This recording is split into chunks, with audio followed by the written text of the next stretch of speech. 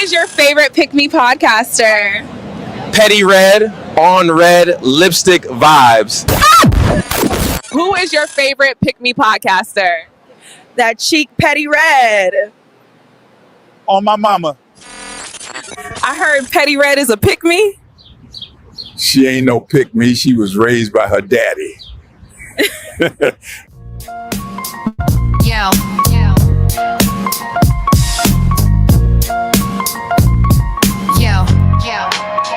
Yo, let's hear the truth, straight from a man like you. You say your marriage is the best, but I don't see the view. After vows, after cheers, when the honeymoon fades. What's real in the struggle when the bills get paid? What happens after I do? That's the real test. Love ain't just a wedding, it's surviving the rest. Through the ups, through the downs, we keep holding tight. It's a battle, it's a blessing every day, every night. Here's where it begins. I met her as a friend. Knew from the jump she the one till the end. She became my wife, the mother of my kids. I worked to give her the world, and that's what I did.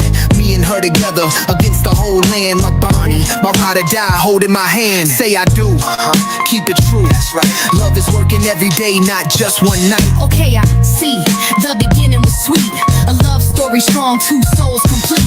But tell me what's real when the fire cools down. Do the storms hit heavy? Do the smiles turn frown? Yeah, but check it, Red, life comes with pain. Arguments, long nights, sunshine and rain. Phone fights, makeups, we fuss and embrace. That's the truth of the struggle that every love face. No sugarcoat here, I'ma give you the proof. Marriage ain't a fairy tale, it's uncut truth. Storms roll in, but love don't break. It's about what you give, not just what you take. That's right. Real love takes time. Yeah, Through the struggle and the grind, still you mine. forever. What happens after I do? That's the real test. Love ain't just a wedding, it's surviving the rest. Through the ups, through the downs, we keep holding tight. It's a battle, it's a blessing every day, every night. Now I'm old and gray, but my love still shines. I spit it raw, no gimmicks, no lines. Through grace and years, we grew side by side. She's still my queen, my partner, my pride. Marriage ain't easy, but the bond is strong. We wrote our story a lifetime long. I hear the message, it's crystal clear. So clear. After I do, the real work appear. No lies, no shade, just love that grew. It's the story, the lesson, what happens after I do?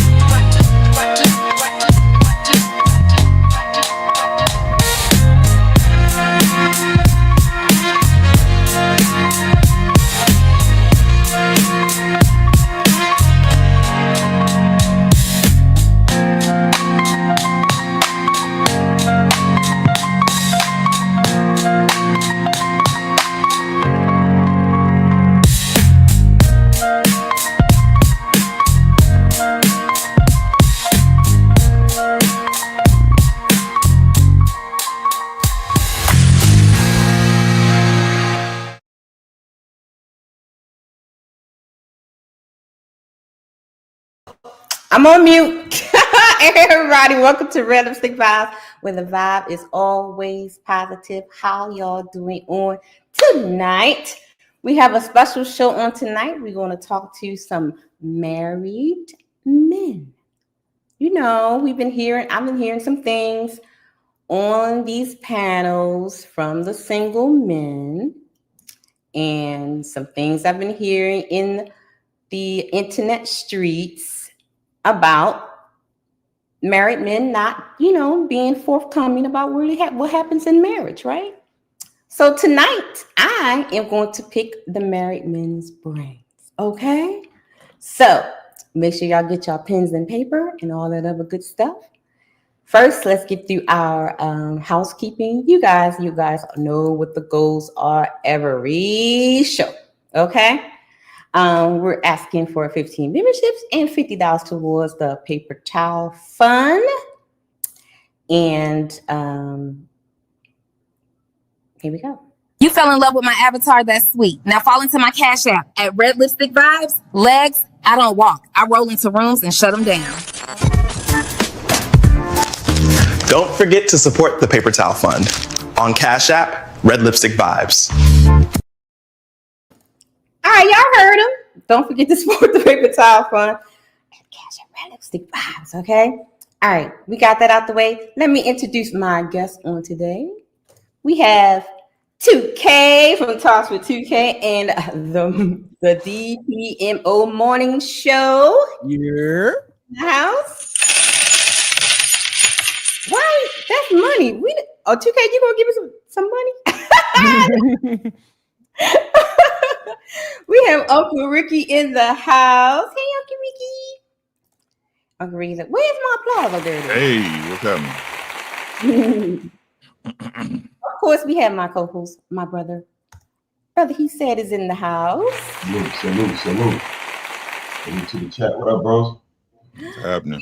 And we have one of my day ones in the house as well. We have Hink from Hink in the Basement in the house. Right on. What's going on, real people? Right on. What's happening? We have a troublemaker in the house. Okay. CJ. I don't like how you gave my how you presented me. Mine was kind of dull, feel me? I need a better presentation, a better announcement to the people. What's good? We here to help What up, CJ? What up, boy? these brothers accountable. Make sure they lying about these marriages. Oh my goodness. See, he's starting already. Last but not least, a dear friend of mine, Sir Hill Speaks.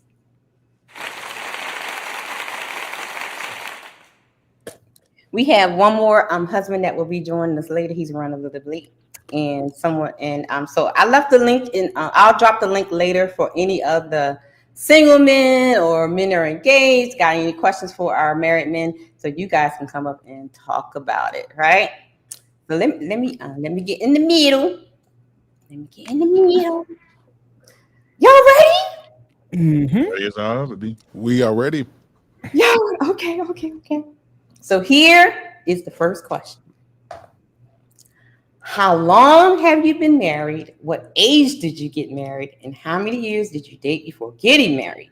And what made you pop the question? Let's start with Pink. Shit.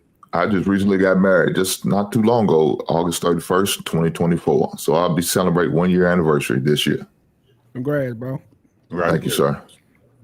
Welcome to the gulag. No, that's right. Back at it again. How long did you date before you got married? And what made you pop the question? Just what made me, as you heard in the background, it's already been a year. Happy anniversary. Yes, August the 31st, I just celebrated 1 year, but it was 2 years. We dated for 2 years. Okay. And so what was the next part of the question? I'm sorry. What made you pop the question? Man, I lost a bet. No, I'm just playing. Yeah, that's wild. I'm just playing. No, but I knew she was a special person. You know what I'm saying? I loved her back when I originally met her back in '94 at Murray State University campus at the cafeteria. But I knew it.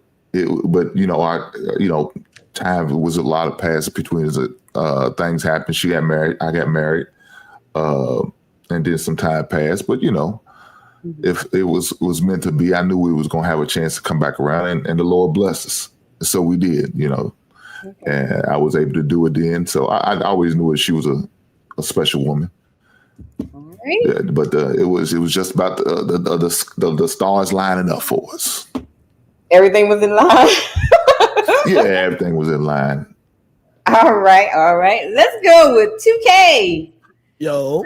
Years were you married? What age did you get married? How long did you date? And what made you pop the question? I think I got married when I was 30. I've been married for 5 years. We dated, I want to say 6 to 8 years before then.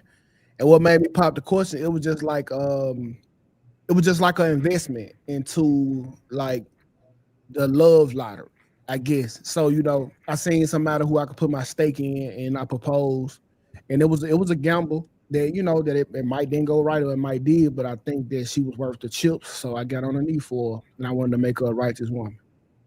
Awesome. I like that. All right, brother. Uh, I have been married for 20 years. I was 23 years old when I got married. Mm.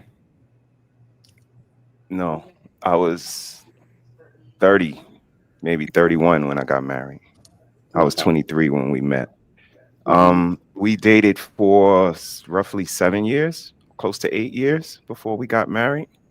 And what made me pop the question was the difference between a legal aid and a lawyer. She presented herself as a lawyer, like someone that had my best interests at heart, like really cared about me, like was into me. And versus all of the rest of the girls that presented themselves as kind of like legal aids. They had caseloads that were heavy. They had interests that lied elsewhere, and just I wasn't a priority. I was more like, just a to-do. So it was that difference that made me drop down and make an honest woman out of her. Awesome. All right, Sir Hill speaks. It's good to see everybody. Sir Hill Salute to Red, speaks all in the the gentlemen on chat. So I was 19 when I got married. We dated for about 3 months, and before I popped the question, and I did so because at the time I thought that the end of the road was coming, and I thought I might not get any. And so I popped the question to make sure that I wasn't shacking up. So that's my story. That's what I'm going to do. Okay, all right. That's all I got for you. Wait, how long? Like, you serious? Yeah. That's it. It turned out to be great. Got married 18 years. Be 19 next year. Shout out to that man. Shout out to man for protecting his purity. I know that's right. All right, Uncle Rick, let us have it. Been married for 25 years this year. Mm-hmm. Got married when I was 27. How long did we date? We dated for almost 4 years. It was going on 4 years when I popped the question. Why did I marry her? Because she convinced me to stay. Mm-hmm. She sold me on her. Mm-hmm. All right. For even though like she made it worth my time to be there. So that's it. She sold me on her. She convinced me she was a good woman. So I did what I was supposed to do. I made her an honest woman. That's the end of that. Okay. Awesome, guys. Thank you for sharing. CJ. Let me get the big screen. CJ, why you not married, CJ? Man, it's tough out here. These women don't know how to act. I'm not single though. I'm with somebody right now. Feel me? So if she act right, I think about it. But the marriage laws ain't worth the marriage anyway. I don't think so. Why even risk the marriage with the state of marriage right now anyway? So it's kind of a bad deal. So I don't understand why these men chose to get married. But we're gonna hear them out today. Yeah, we're gonna find out. All right. He quickly for to find out you already married, brother. Okay, you just don't fucking know it. Yeah, that's true. In a lot of states, if you be with someone, I think it's 5 years now, you're considered married. I think it's more fun when they cosplay marriage like that. I think they have more fun like that. I think they do. So I have a clip. I want to show you guys why I brought this topic up. Okay, so here we go. To see more men talk about marriage, more black men. Here's how I deal with temptation and cheating. Here's how I deal with friction in the household. That's the content that we really need. Not everyone trying to remix Kevin Samuels after he died. Where are the black men with the recipe for marriage? Because y'all ain't loud enough for me. Y'all ain't trying to hear this shit. Y'all ain't trying to hear this shit. That's why we not loud enough for y'all. And y'all know I'm Mr. Pro Marriage, Black Marriage over here. Y'all know I'm always talking marriage. Always. And what do I always get? Even from the fellas. Oh, she gonna take half, even though you ain't got nothing but lint in your fucking pockets, even though only 10% of marriages even end in fucking alimony. Oh man, she could just wake up and change her mind, man. Only 40s, over half of marriage end in divorce. It's So anytime we speak up and say, hey, bro, if you got you a solid one, marry her, get out the way, bro. Go build your life. Go build your family. That's the pushback we always get. It's just a piece of paper. What I got to do all that for? She could take half, all that bullshit. Y'all niggas ain't trying to hear that shit. So stop making these fucking videos. Because anytime the women, the men, and we get on here and we tell y'all the keys or the things that can, cultivate a happy, thriving marriage, y'all don't want to hear it. Because oftentimes it's not just what that person has to do and how that person makes you happy and how that person needs to do this and do that. Oftentimes it's things you have to do also. And niggas don't want to hear that. Man, I came across this video where dude talking about us married black men aren't loud enough. What you mean? Some of us are the loudest men on here. Y'all call us panders and simps. Y'all don't really care about being in no goddamn relationship. And then he talking about building generational worth and what's the secrets to making it work. You know what I'm saying? Bro, y'all don't take advice from those type of men. Those type of men get criticized on here when they speaking highly of their wife or highly of women in general. Y'all call them panders or simps. And a lot of those guys do be married in healthy love. But y'all don't care about receiving information. And me personally, I don't care about helping a lot of y'all dudes anyway, because y'all don't care to help yourself. You gotta want to help yourself.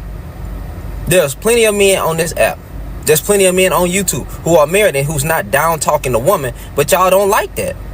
Y'all want to hear how bad the woman is and the woman not submissive and the woman strong and independent. That's the type of stuff y'all like. That's the type of stuff y'all want to engage with, right? You want to engage with a man like me, calling those brothers out and actually telling them that they're the downfalls of their bad relationships.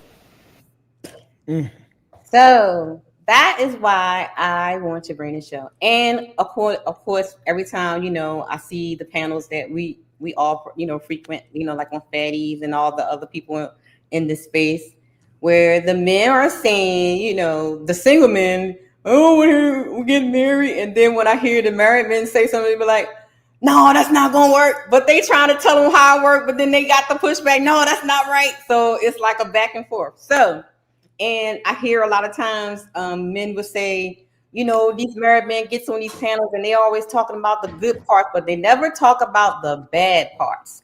So this is what we're going to do tonight. We're going to talk about the bad side of marriage from a man's point of view. Okay, y'all ready? Absolutely. All right. So, Hank, what did you think about the video? What they had to say before we get started with the questions? Shit, a lot of what he's saying is true. Mm-hmm. I mean, it's true. They always say what you want, but you don't want that. You really don't want that, because as soon as we talk about it, you're not gonna pay attention. You're gonna do just the opposite. So we're gonna pretty much waste our time and waste our breath and tell you, and then you're gonna try to counter it. I try to say everything we're saying is not true. This is not happening. That's how it is. Well, okay, if that's what you think, then who am I to tell you, brother? So I'm not gonna waste my time. Which I got more patience with one of these YNs who want to try to argue me down on that, because I know they're childs, they kids, they don't understand. They don't expand certain experience. But when I'm talking to another grown man trying to have these real conversations that they want to have, then I'm not gonna waste my time. You right, brother? Marriage is bad. Don't do it. Concern yourself about divorce. Concern yourself about all that. It could happen to you. I ain't gonna front. It could happen. Please, I did it. I've been through it. I made some selfish, bad decisions. But you can also win in the situation. So why not try to get in there and try to win? You got to go in there with your lunch pail every day, and most of them don't want to do it. They don't want to do it. They say, fuck it, I ain't carrying lunch. I'd rather eat out every day. Then guess what? You're not ready to put that work in. My bad on the alarm. Okay. All right, 2K. The reason why a lot of married men don't voice or aren't loud about marriage is because they secretly are going through what the niggas going through. And like a lot of us, we are just too deep in our investment to keep it real. I'm one of the ones who just gonna keep it 100% honest. Marriage is not what it's cracked out to be. And for a lot of us as men, we have been married to our significant other the moment we got with them. So the whole symbolic with the ring and the exchanging of the vows, that was just something for them and to make them a husband woman. But to be honest, like married men are going through it like the rest of them. That's why we're not vocal. The same shit that you going through with your girlfriend, a married man going through with his wife, on every level. So when you hear married men not talking nothing, that's them trying to tell you don't do it, because we going through the same shit y'all going through. We just got a ring on our finger, and our wife can't. This is the best thing about marriage here, because my wife, she's a procrastinator. She just can't break up with me. She got to go file paperwork, and so that's gonna keep the marriage going for another couple years, because she ain't gonna never make it down there. Plain landed. Okay. Uncle Ricky, what you think about the clip? I agree. Some of the stuff he said was right, but why we don't talk is because it's none of y'all goddamn business. Maybe if y'all figured that out about y'all relationships, right, that the shit you go through is what y'all supposed to go through, it'll be a little bit different. But right? I mean, I think we're not talking because it ain't a lot to talk about that y'all not going through. Exactly. So what's the 2K? What's the difference then, right? Somebody know how to shut their fucking mouth up and work it out, and other people want to air their business, right? Well, it ain't about the business being aired. It's What you just call like we got the same. Like there's no need for us to be on the top of a mountain screaming, "Hey, she don't listen." When you already got somebody already at the top of that mountain saying the same thing. Right. Because what is gonna help, right? Yeah, exactly. What is gonna help? Like, why bother? You got a big dog, and I hope you taking your notes. Don't do this shit, because it's still the same shit at the end of the day. And not saying that marriage is bad, but we still going through the same shit as the single nigga over here. Once this is what tripped me out, right? Every man should know there's a cost with dealing with a woman. Facts. That's what don't get me, right? For everybody y'all know me. Y'all know me. Hey, good girls do that shit too. They do that shit too. Good girls, bad girls, it don't matter. They all do the same shit. At baseline, most females are the same. Their mentality is the same, right? Yeah. So under you just got to understand that when you dealing with them, there's a cost to dealing with them. But see, I understand, because the way they package up marriage, you would think that some of this petty girlfriend shit that we go through, we above that. The way they package up marriage is, this is happening. What you mean by petty girlfriend? My apologies. Well, it's just the same. It's the same shit with a different title. Thank you. It's the same behaviors. It's the same person, for God's sake. So why we don't hear much of y'all story, much of the married man's story when we be up online? Because they the same as y'all, CJ. So with y'all grasp to our stories, it seems like y'all give us so much pushback. Y'all tell us that we should be married. We need to indulge in this. I don't know a lot of married men that'll tell you a young bull to get married. You know, I don't tell you that. Would y'all advise a married man? Would y'all advise a man to get married on this panel? At this point in time, no. Sir Hill, would you? So let me qualify my answer. First of all, really good points that are being made. So it depends. I think part of the issue we're not addressing is a lot of people are married to women who just don't like you.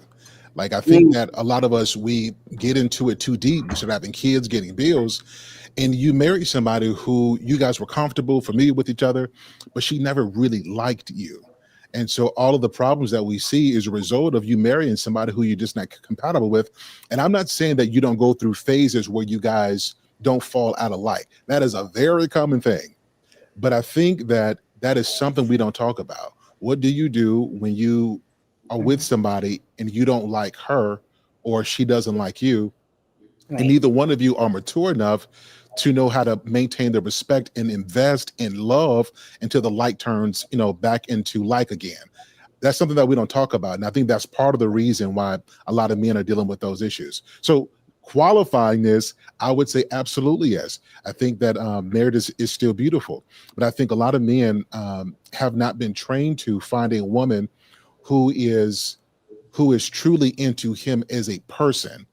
Now, I know we say, you got to have your mission and your purpose, and you got to have this, and that is important. But I think people are so focused on finding someone who is marriage minded. You need somebody who is you minded. If she's got your back, it doesn't matter what you do. If she is with you for you, then I think that is for the marriage. Then of course, your relationship with God, so on and so forth. Sir here. Okay. That's a bunch of malarkey, okay? There is no training. How long you been married? 5 years. I've been 18. Okay, I've been with my wife for 13 years. 20 years. Right. Cool. So we can I just want to make sure this as in our respect, guys. And all of them numbers don't mean nothing. Microphone. Hey guys, just in respect though. So okay, no, it's cool, bro. I want to keep it friendly. I don't want to go into full debate mode. No, it's cool. We could go how we're gonna go. I'm gonna keep it respectful for sure, though. So what I'm saying is, what you saying? You need to find somebody that's you-minded, sir. There's nothing you can do that can prepare you for a change in anybody, let alone a woman. What you have, if your woman is you-minded, what you are, sir, is lucky. Okay, lucky. Most. And the thing about marriage is you get incentivized for breaking it up if you're a woman. So a lot of that shit, once she gets you on this dead end road called marriage, there's nowhere for you to go, but she could turn around and go the opposite way and get 200 for pass and go. So no matter what you say about the training to learn how to recognize, if that woman wake up and say, hey, I don't want to do this no more, there's nothing either of us can do to stop that, sir. And that's what we're dealing with, the emotions of an unstable creature. The floor is yours, sir. Here. Yeah, listen, I respect your opinion. There's really no need to debate that. I think that what happens is in conversations like this, somebody's got to be wrong, somebody's got to be right. We have a multiplicity of experiences, and I think some men have experienced that. I've just seen both sides. If a woman is into you, she into you. And I think that we always put that off on women, that she could wake up and change her mind. You could too. It's just men's propensities, we just typically don't. So we both could do the same thing, and we don't have the incentives. But I think this is something we just don't talk about. Heck, if we take this a little bit deeper, she may not like you. People don't like themselves. That's what I'm saying. I think that it's complicated. And it's when we get on podcasts, I think we always want to have that one answer that's just like blows everybody away. It's a lot of stuff to peel back to this. And I'll be honest with you, the longer I am married, the more I realize I don't know. Like if we were having this conversation 3 years ago, I'd have been going into bed. Listen, I'm a whole different person. But as I get older and I go through life, I realize there was a lot that I just simply don't know. Like one thing we're not taught to is phases. Like, so who you marry at 25, she is different at 32 years old. Like if she goes through hormonal changes, imbalances, postpartum depression, if something happens with the kid, you got different versions of a woman. And a lot of us don't understand those changes. And then you flip that. A lot of us men, we go through changes and we don't know how to deal with our own selves. So we constantly in this mode, trying to figure each other out, trying to connect, trying to stay connected. We don't have enough time to even connect because we keep on changing. And then look at the economy, look at the price of everything. But it's like we're so focused on so many things. The core stuff for marriage is difficult to get to, is what I'm saying. But see, sir, that go against everything you just said. Like, that's why a lot of married men, we don't say nothing because hold on, before you go on. So how does what I said go against what I said? Because you said we need to learn how to recognize for a woman who's with us, but you just acknowledge that she changed like the seasons, and you do too. So how are we to recognize something that changes every time we look at it? Because she's into you. So the core is she's into you. So like going through changes doesn't mean that you stop loving a person. It just means that you mentally change. But when you make a decision, we're not talking about feelings. Marriage is not about your feelings. If that's the case, everybody's getting divorced tomorrow. We're talking about a decision. And when somebody decides that you my girl and she says you my man, that's what we're talking about. That's marriage. But talk about the decision that you can't make, that only she can. See, that's 80% of the divorces is her making the decision for y'all. Now there's no training, like I said, that can prepare us for that switch up. And it might not be your fault. It might be your fault, but that's why a lot of married men just shut up when the young bulls are verbalizing their issues, because we really can't give you the answers neither. Hell, we one step away from a divorce. If she wake up and say it's over tomorrow, it's over. Just to interject, so I don't think many people are looking for answers. So I think people are looking to get it out. Like, to be honest, nobody has the answer. If I'm being honest with you, I've heard a lot of advice. Okay. Not a single man has the answer. But there's knowing, hey, ma'am, you're going to get through this. This is what happens when y'all got 2 kids and they around this age. Like, this is what happened when you lose your parents. Just having those conversations, it's not about somebody giving you the ingredients to make it work. Sometimes it's just about having that support there. And I think a lot of brothers lack that. Now, the answer isn't an answer, though. The answer is, I don't know. When married men not talking, that's us saying, I don't know, which isn't a good answer for the internet, apparently. That's not a good answer. You asked me a question you asked me, 2K, I think, do I encourage men to get married? Unless they are expressing to me that they want to get married, I'm not going to talk about it. If you don't even want to, if you're not even in the mood to want to say, well, I'm thinking about getting married. Okay, I'm gonna tell you what it is. I'm gonna tell you what you can deal with the goods, the bads, and the uglies. I'm gonna tell you that. But if you not express, I'm not gonna say that. Hey man, you've been living with this wife for 5 years. Why don't you go and get married? I'm not gonna do that because it's not my business to tell them that. But once you ask me, you show me you're serious about it, I'm gonna tell you how hard it is. It's not easy. 365 days a year, you got to put on your goddamn hard hat. Facts. And you can't make divorce an option if you're serious. Facts. You can't do that. Once you make it an option, then guess what? That D word's going to come up. Every time you get into a disagreement, an argument, a fallout, it's going to come up. Why? Because you made it an option. So no, I'm not going to just volunteer. CJ's ugly ass talking about, I'm thinking about getting married. Okay, then I'm going to tell CJ what up. But if CJ's not going to talk about it, he just want to shack up all his whole fucking life. That's on him. And see, another reason why married men talk, because CJ no, hold on. First of all, it be men pushing the young man, even if they see you shacking up with your girl. They tell you, make her an honest woman. They tell you, why don't you marry her since you've been with her for so long? You might as well do it. Who are they? Who are they, CJ? Who are they? Men, older men, married men. What men? We all married. I haven't said anything about you shacking up. Men like the ones I'm speaking with. But you want to know why, CJ? You want to know why, CJ? So hold on, CJ, you heard me say that to you? Not necessarily. Okay, there you go. So you can't put us on all of us like that. Like my guy said, you got to find the one. They're gonna tell you that nonsense. But 2K said, any of them could change at the drop of a dime. So it ain't about finding the right one. They all do the shit for the majority, not all of them, not 100%. So that's the question that I keep hearing when the men say find the one, the married men say find that one that you rock with, find that one that fits you, or I hear find the one that's just crazy as you know, and rock with them. I think like men like CJ don't know what that means to find that one. Can y'all explain that? No, I come bearing answers. I'm not just gonna leave you in limbo. I can tell you how to find that one, CJ. And this how you do it. How I do it, 2K.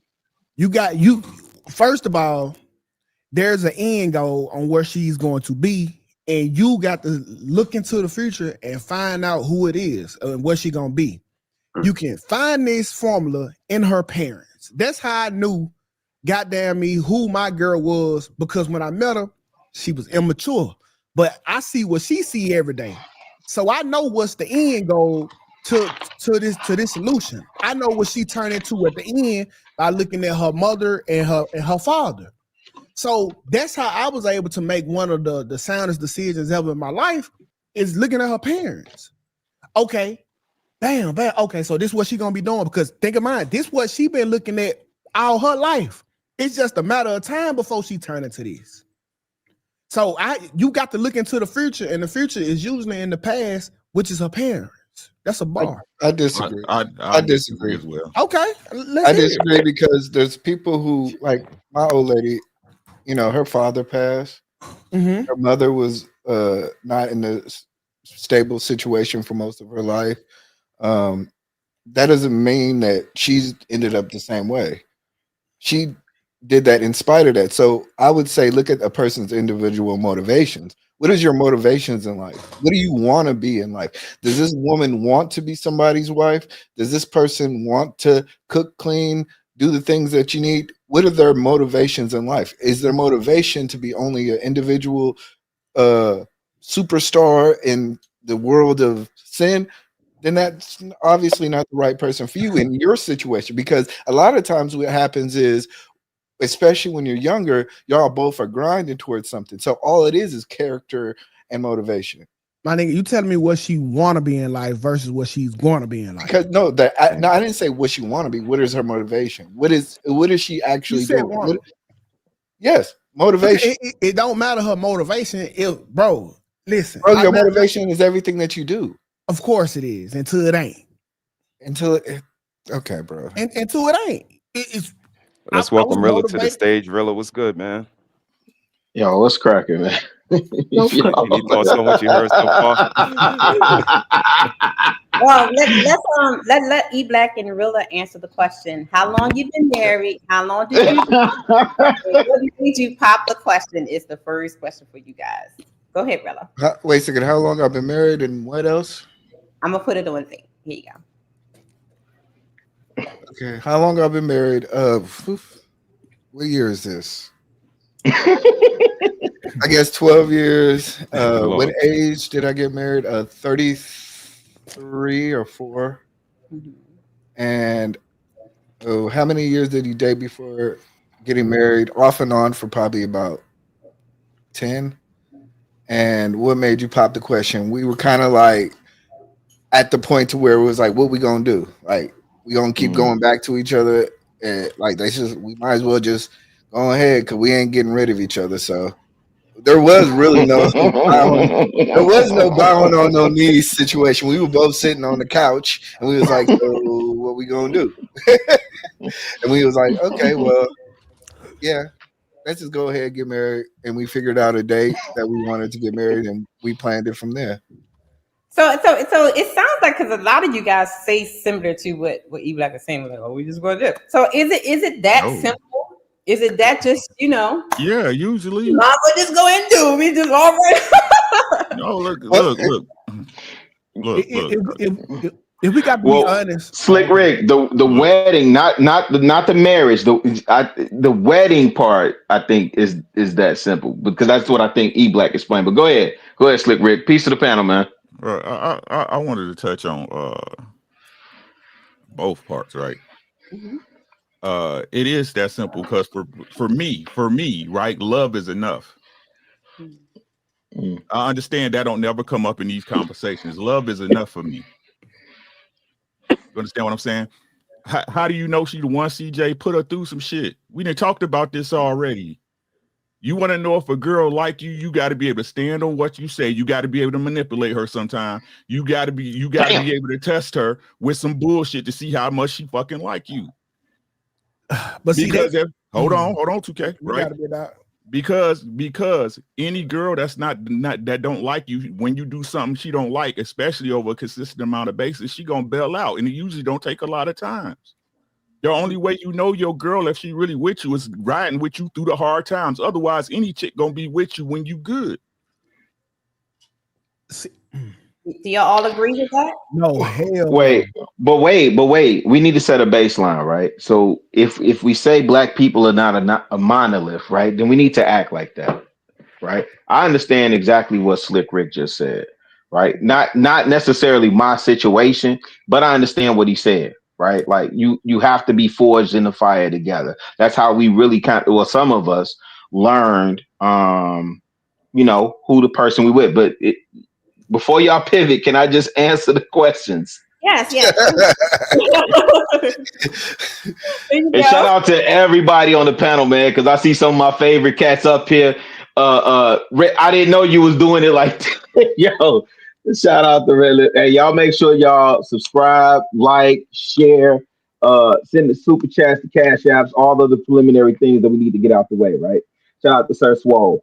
How long have you been married? This 2020, so 3 years. We got married 2/22/22. So it's learn and enroll for us. 2/22/22. Yeah. As soon as the courts open back up. The funny thing is, I was trying to plan this like grandiose situation, and my lady was like, I never really asked you for that. Like that's what you wanted. And I was like, damn, I didn't think about that. Like I thought that's what you wanted. I was like, nah, I ain't asked you for that. Okay, well let's go to the courthouse. And Cook County was backed up, for the C-19 situation. So we went to actually a better situation that was really, really close to us and got married at the courthouse. And so what age that was, whatever 3 years ago was for me, 48. Was I 48 then? Yeah, 48. And then how many years did we date? So now me and my lady been together for going on 10 years. And then what made me pop the question is that I really did struggle. This is the crazy thing, right? Being in these spaces, having all these conversations, and then just life experience and all this other stuff. I really was like, my lady was not covered properly. I did not feel she would. I promise you, Red. I felt like she was not covered properly. I struggled with that. I talked to a couple people in real life and online that I consider to be decent. Had that conversation, but my homegirl broke it down solid for me, and me that's too. what. And me too. Yeah, dog, Blizzy. I ain't talked to you in 3 years, man. I ain't acknowledging you. I ain't talking. Shout out to my man Blizzy, man. Hey, Blizzy officially one of them old heads now, man. He definitely unk status. He's celebrating his birthday recently, man. So shout out to my man Blizzy. Yeah, Blizzy. happy No, birthday, man. I definitely talked to man. Blizzy is privy to a lot of stuff regarding me and my situation, but I struggled with that, man. I honestly felt like my woman was not covered properly. It was cool that we was together and, going on, I think at that time, 8 years, 7 years or whatever, like, all that's cool, but she wasn't covered properly. And so that's what made me pop the question. What does not cover properly mean? What does that So look? I consider no, I'm a believer. And I think strong and hard on covenant. And so we were not in covenant.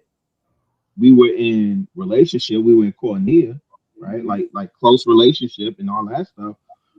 But we were not in covenant. In what I consider to be traditional covenant, and that bothered me a lot. And so that's what kind of made me pop the question. So we kind of got the conversation going. So my question is, we're gonna talk about the wins, right? So pretend CJ gone. So pretend you got a bunch of single guys. You got a bunch of single guys in the chat. What are the best things about being married that single life could never give you? We start with Sir Hill. What are the best things about being married that single life could not give you? We're I gonna have start no with idea. Sir Hill, going around. I got married at 19. I can't answer this one. I don't know. Straight out of school. I will say I do think that it matures you if you're with the right person. When I got married, I think I had a GED. For a while, and then just having somebody like with me, I don't need very much. Like with me, if I had a 1-bed studio and everything is in the same room, I'm good with that. But when you have a wife, somebody who sees not only your capability but who will assist you, it makes you want to be better. So like now I'm working on my master's, right? So like me and my wife, we've got businesses together. We're raising children. So one of the wins in life, a woman who is about you is going to help pull out the best in you. And that's one of the great things about marriage. Now you can say we can do this in relationship, and I think that that's possible, but I think I have to echo some of realist sentiments, is that when you're in covenant, I just believe that when you do things the right way, I think God blesses it. And I believe that I'm a recipient of that. I think that I would have been successful single, but I think that with my wife, what I am is amplified because of what she does. So that's a win to me. That's a big win. That's oh my God. Okay. You on mute, pretty my girl.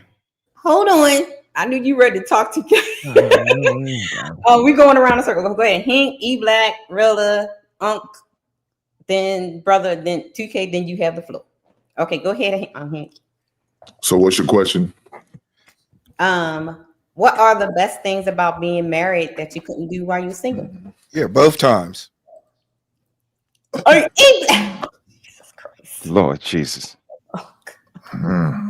No, I don't try to speak on the first one too much, but that's a different subject.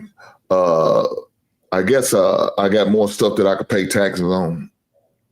That's what this shit. Because like Sir Hale said, I leave it up to me, man. Give me my little efficiency apartment. I would have been good. But I understand that at the end of the day, man, it took a lot, man. After 2016, I got divorced. Since E Black won't say my second one. For a couple years, man, I was like, fuck marriage. I'll never get married again. I had to go through therapy in order to even get my mindset right to even think about doing that. Another thing was looking at what my dad went through, because he got divorced when I was 10 years old, and he was able to bounce back and get remarried again. And, so I had an example. My uncle went through it. My dad went through it, and they was able to make it work to the death. You know what I'm saying? So I said, okay, man, I can do it. I mean, these Negroes can do it. I know I can.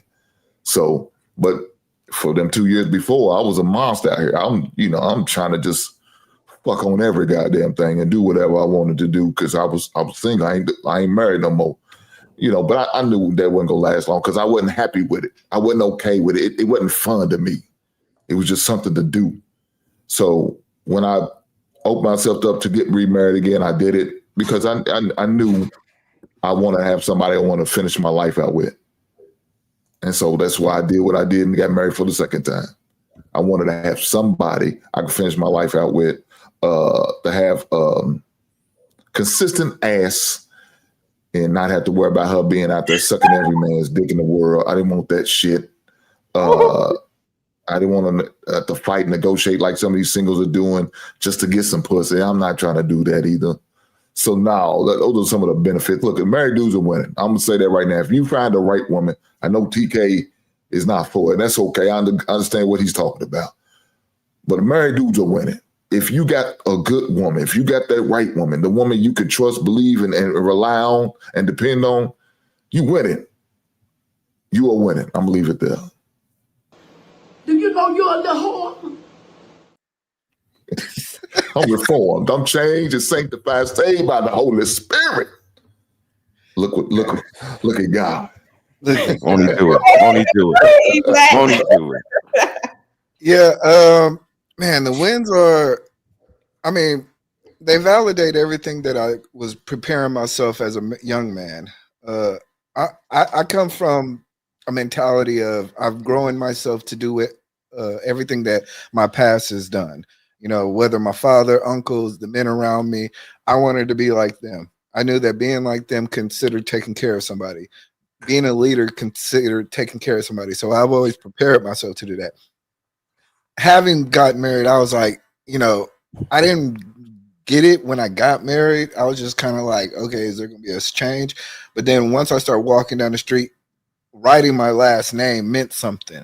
Like the first time I actually wrote my last name and I knew that 3 other people or another person was attached to that, having to change my health care, like all of that meant that I couldn't do the same things that I was single. Much like Hank, monster. I'm 33 years old, 32 years old. a computer programmer making decent, great money. I don't have to get married, but I found myself in a situation to where I knew that my life was being like in a trajectory to where I had to make these decisions. Those old things I have to put away aside. They're fun, they're great, but they're not me. You were never built to be that type of individual.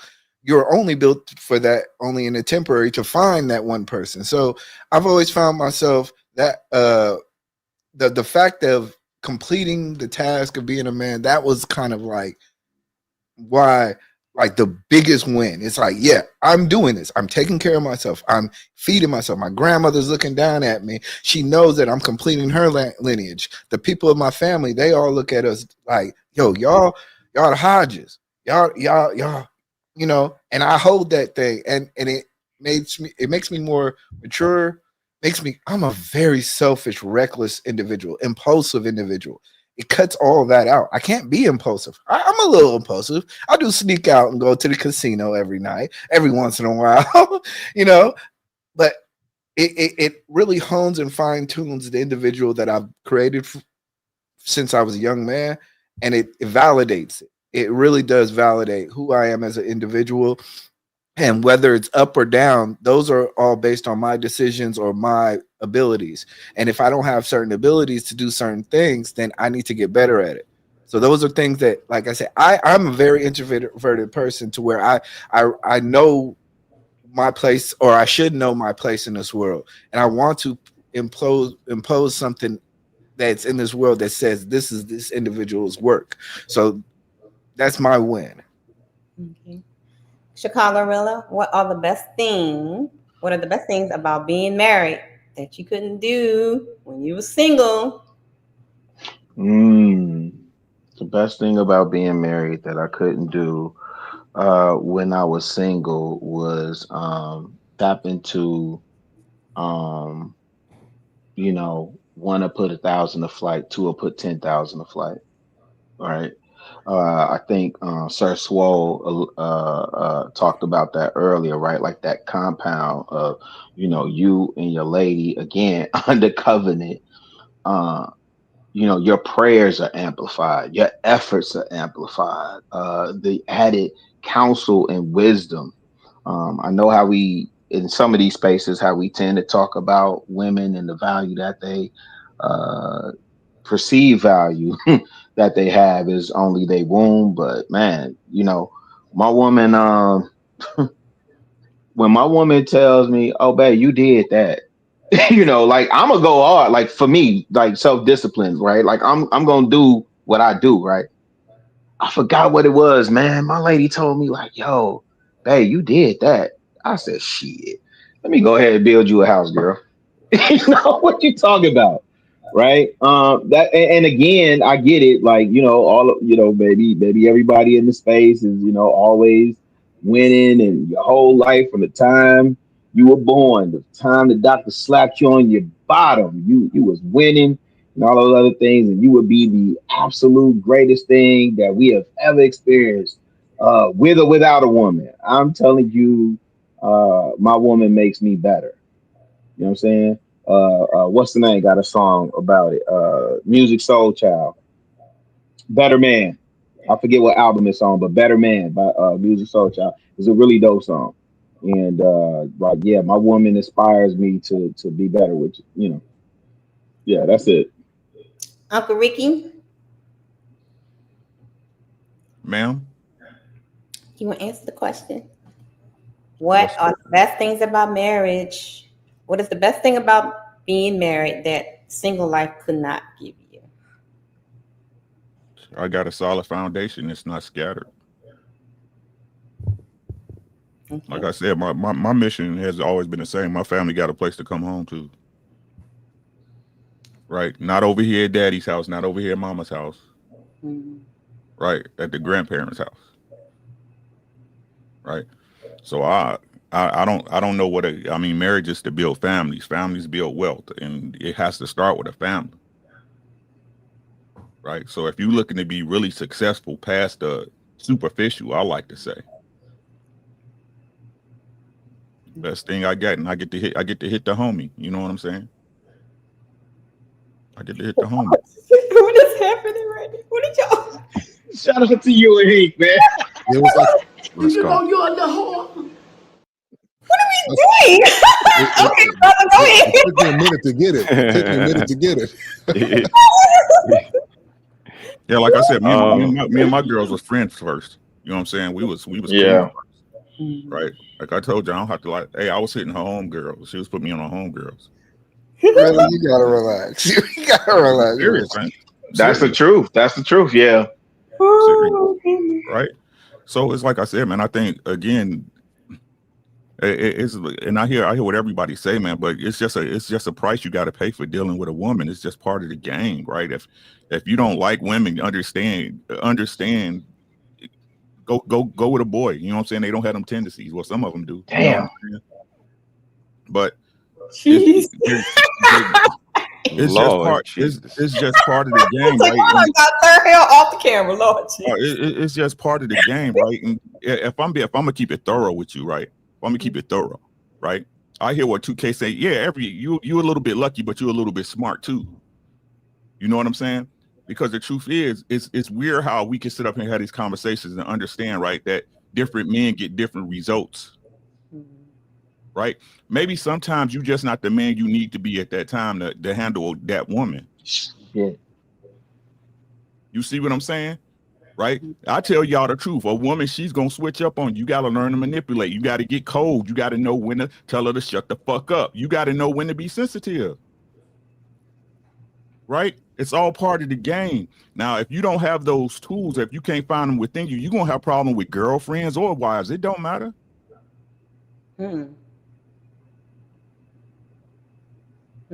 Okay. Brother? Man. Shout out to all the fellas.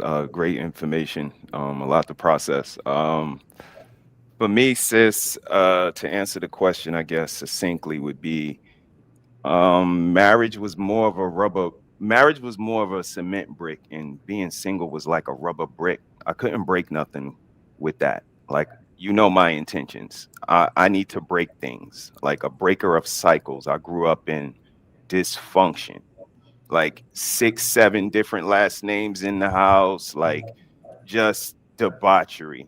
So I was very intentional from the beginning. Like, I need to break cycles, curses. Like, I want all my kids under the same roof. I want us all with the same last name. I want my wife, like, I want a functional family. And then that's when, Cosby, Dwayne Wayne, all of the things that I talk about on my platform, that's when all of this stuff comes into place. But I had to have in my mind, what type of family I wanted. And that's kind of where it started, from the dysfunction and wanting to break the cycles, wanting to have function in my family. And that was like the engine. And then my dad not being around, like I tell you all the time, like that, he was a coward. Like, he didn't see it through. He didn't raise his family. That's my motivation.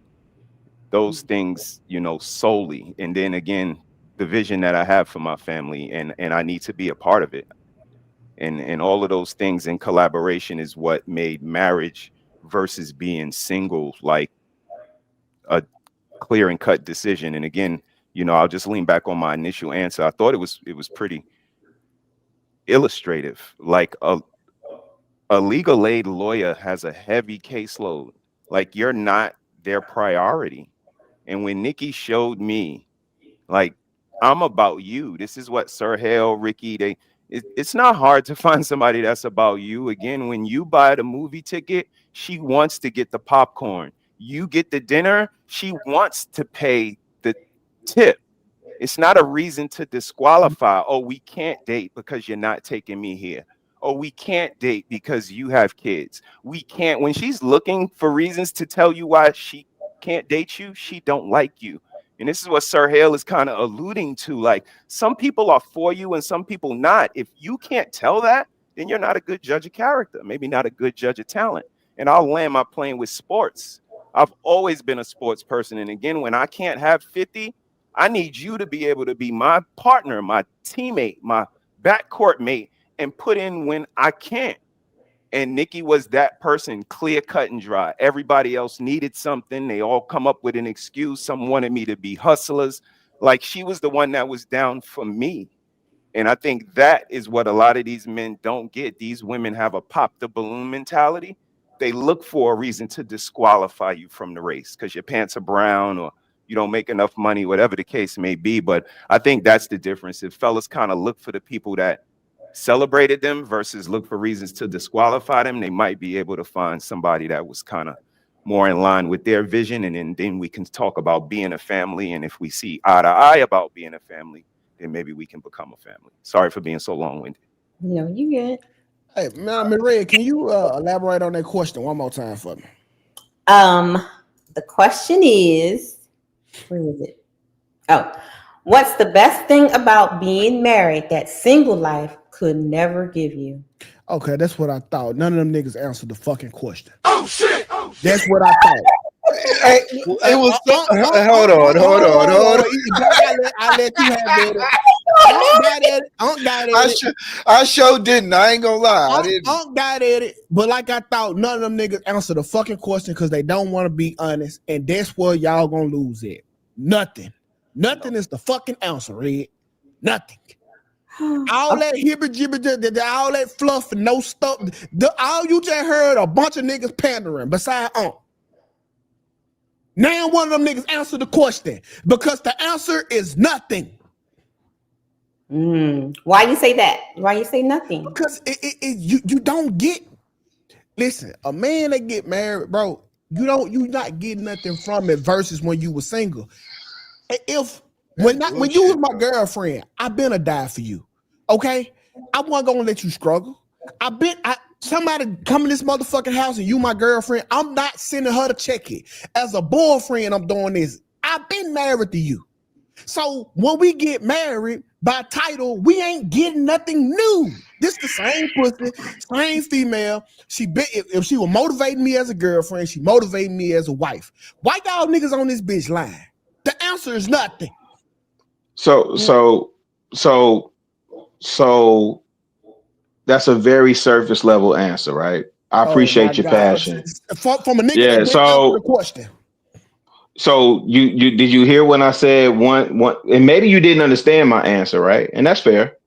Did you hear when I said as a single man, as a believer, I could only put 1,000 a flight, right? And there's scripture that records 2 will put 10,000 a flight, right? So as a single person, I'm limited by what I could do in my solo capacity. However, when I'm in covenant with my wife, I have more, like I have not duplicity, not even multiplicity, right? But compound for sure, right? And if that doesn't, can you right? Yo, brother, wait, hold on.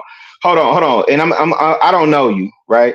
So I'm gonna ask that we at least be respectful as men. Like I get it, you amped, you a young bull, all that's cute, right? I'm just gonna ask we at least be respectful when we having an adult conversation. Can we agree to that? Okay, can we have a genuine conversation? Can you talk directly? Right. And stop trying to use words that you don't right. know. Right. So when I said that one of the reasons I got married was because I didn't feel my wife was properly covered, and then E-Black said, "Oh, you also had that conversation with me." Do you think I'm having a disingenuous conversation with you or not, sir? Nigga, we still don't know what the covenant shit. You see what I'm saying? And this one I'm gonna ask you. And this one I'm gonna ask you also. And this one I'm gonna ask you also. This one I'm gonna ask you also. I'm gonna pull a hint, fam.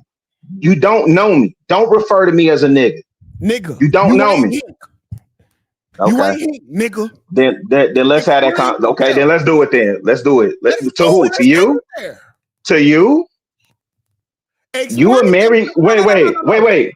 Okay. Hey, listen, I'm gonna allow you to get it out. I'm just gonna ask for the same. I'm gonna ask for the same. I'm gonna ask for the same deference. I'm asking for clarity. You keep giving us bullshit.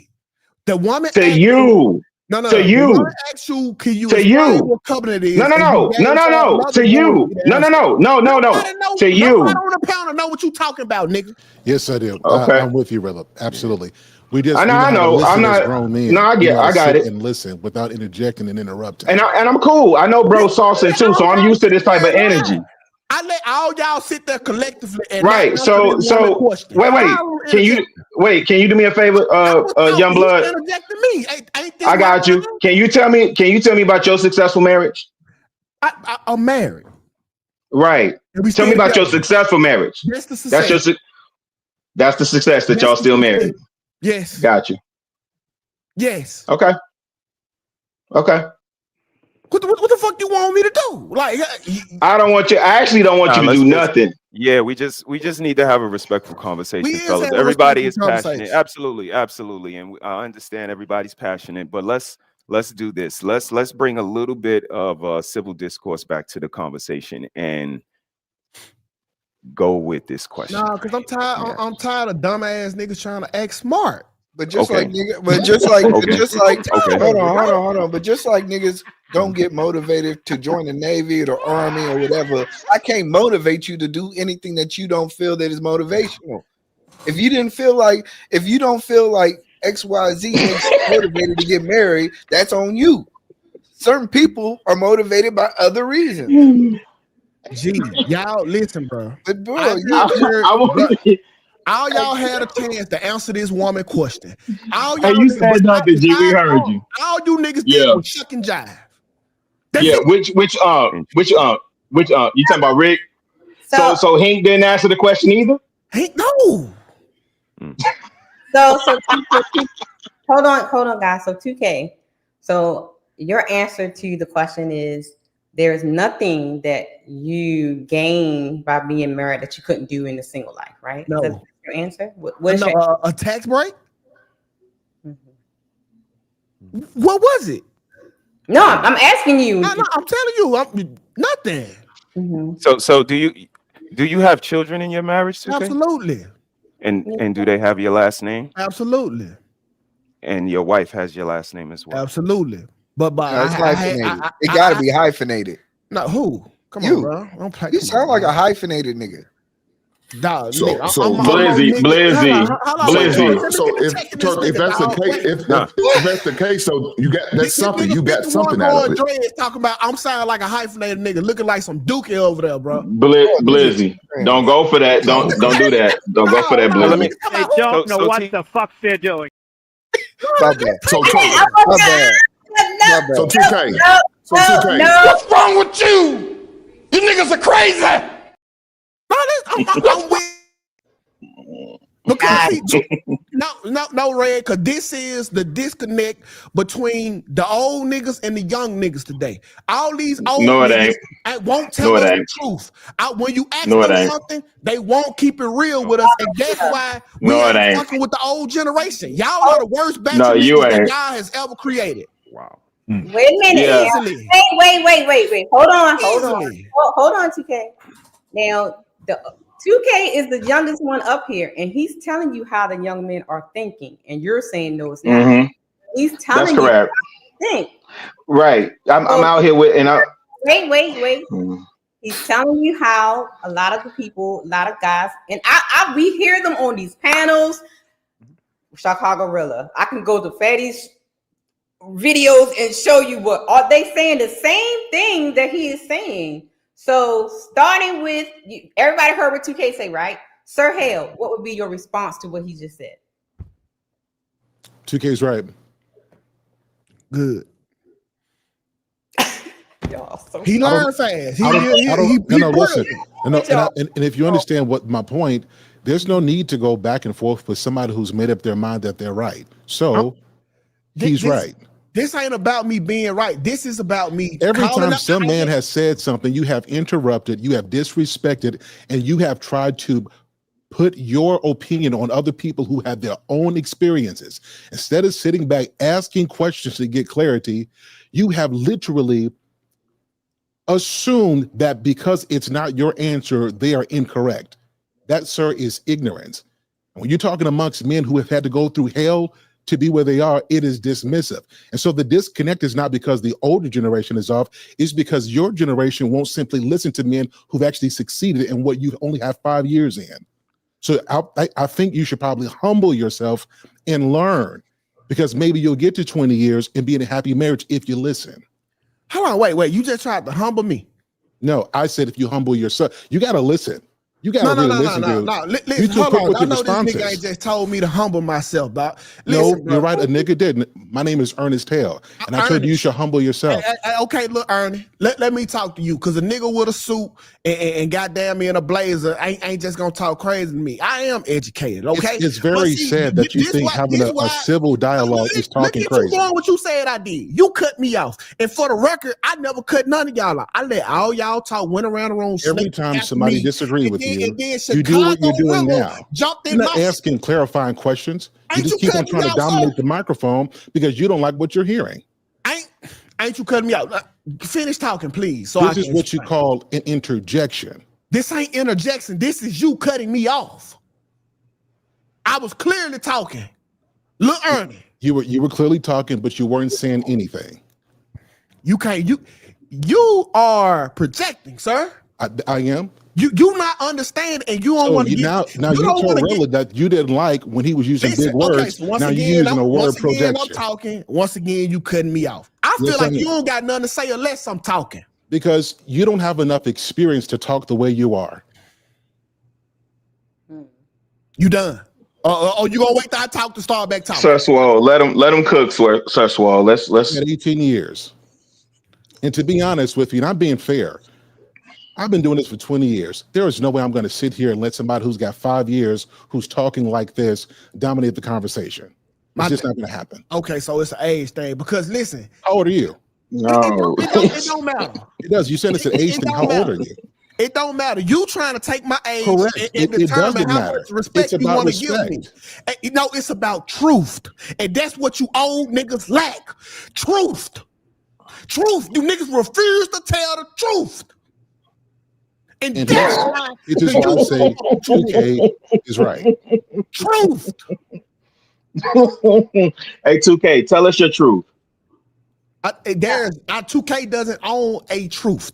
2K. No, tell us your truth. 2K, I don't own a truth. I tell the truth. Okay, well, tell us the truth. Okay, well, tell us the truth, brother. So let's go with the next part of the question, because we're talking about the wins, right? So and everybody they didn't answer. Can you please, Ms. Red, can you please tell these niggas in short form terms, what was the win that these niggas said? Yo, this is wild. Hey, I ain't trying to hold you, Red. Like I'm, and I do get, I understand it, fam. Like I asked you, So, bro. Who? Hold on. Go in the town, nigga. Hey, stop it.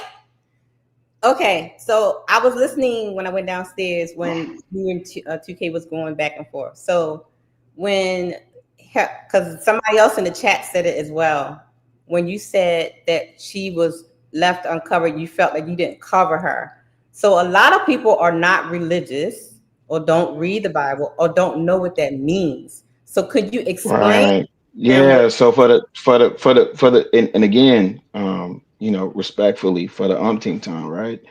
I specifically mentioned covenant, right? So that's the key with the covering, right? CJ came back. Shout out to CJ. That is the key with the covering, right? So I understand, like, there may be people that don't get it. Covenant, in this sense, right, is the relationship that I have with my wife under the sight of God, right? This is my belief as a believer, right? This covenant is till death do us part, right? And this covenant is man over woman, woman over child, right? God over man, man over woman, woman over child, right? And so I felt I was out of order in terms of covering my woman properly. So, like, say for instance, when we talk about the prayer aspect, right?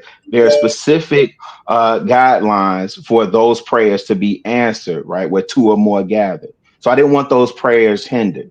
So that's part of it. And again, if there are people in the audience or who may be listening to this on replay, because I know there's quite a few people that are not religious. I'm not trying to give you my religious doctrine. I'm trying to tell you what compelled me to move forward in my relationship.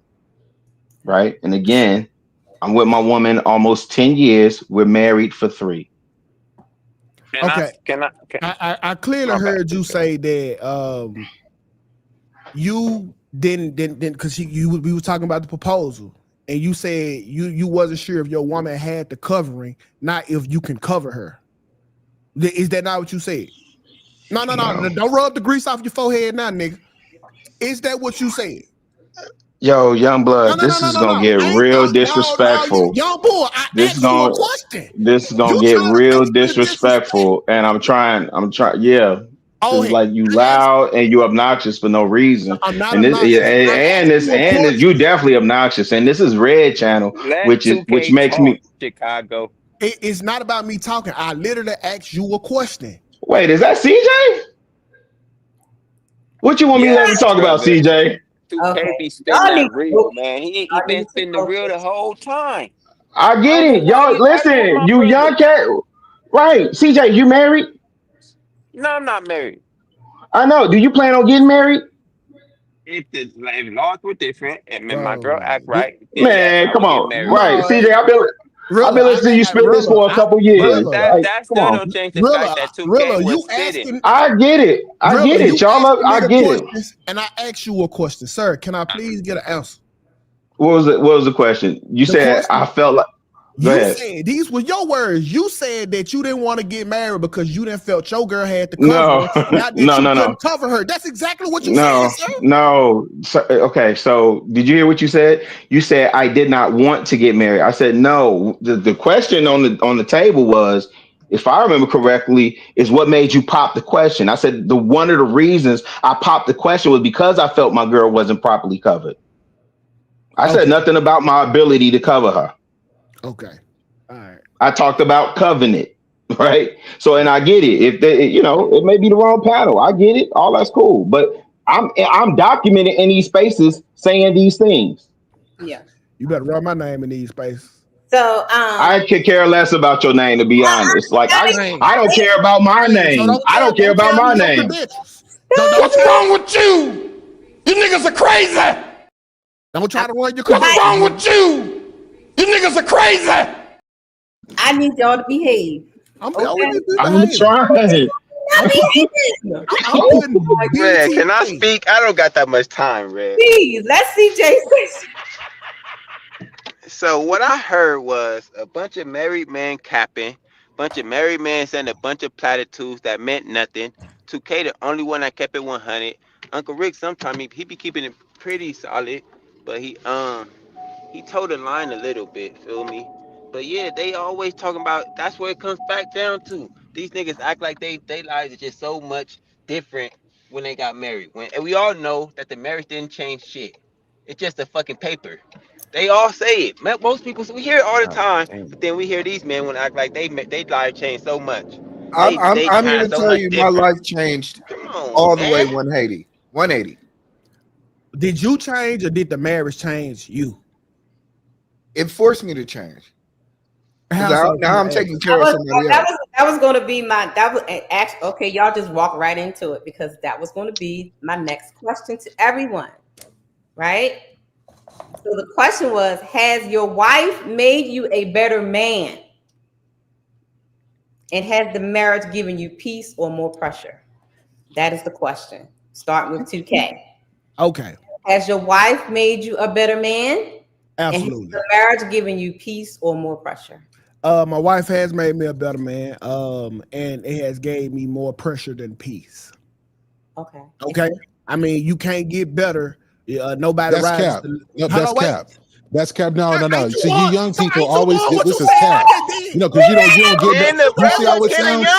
You see how it sounds? Hey, you see how it sounds? Let's You called it the worst niggas. God, and the one time you said you got me better. That was the original answer that should have been in the first question, but you were so trigger happy with your responses. So I'm just interjecting to show you what you sound like.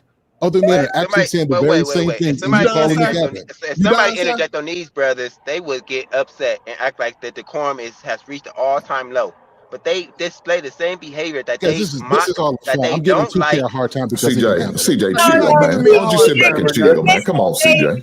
They had their back and forth. So listen, I have yet to cut him off. But okay, let's get to talking. Okay, get back to the question. Yes.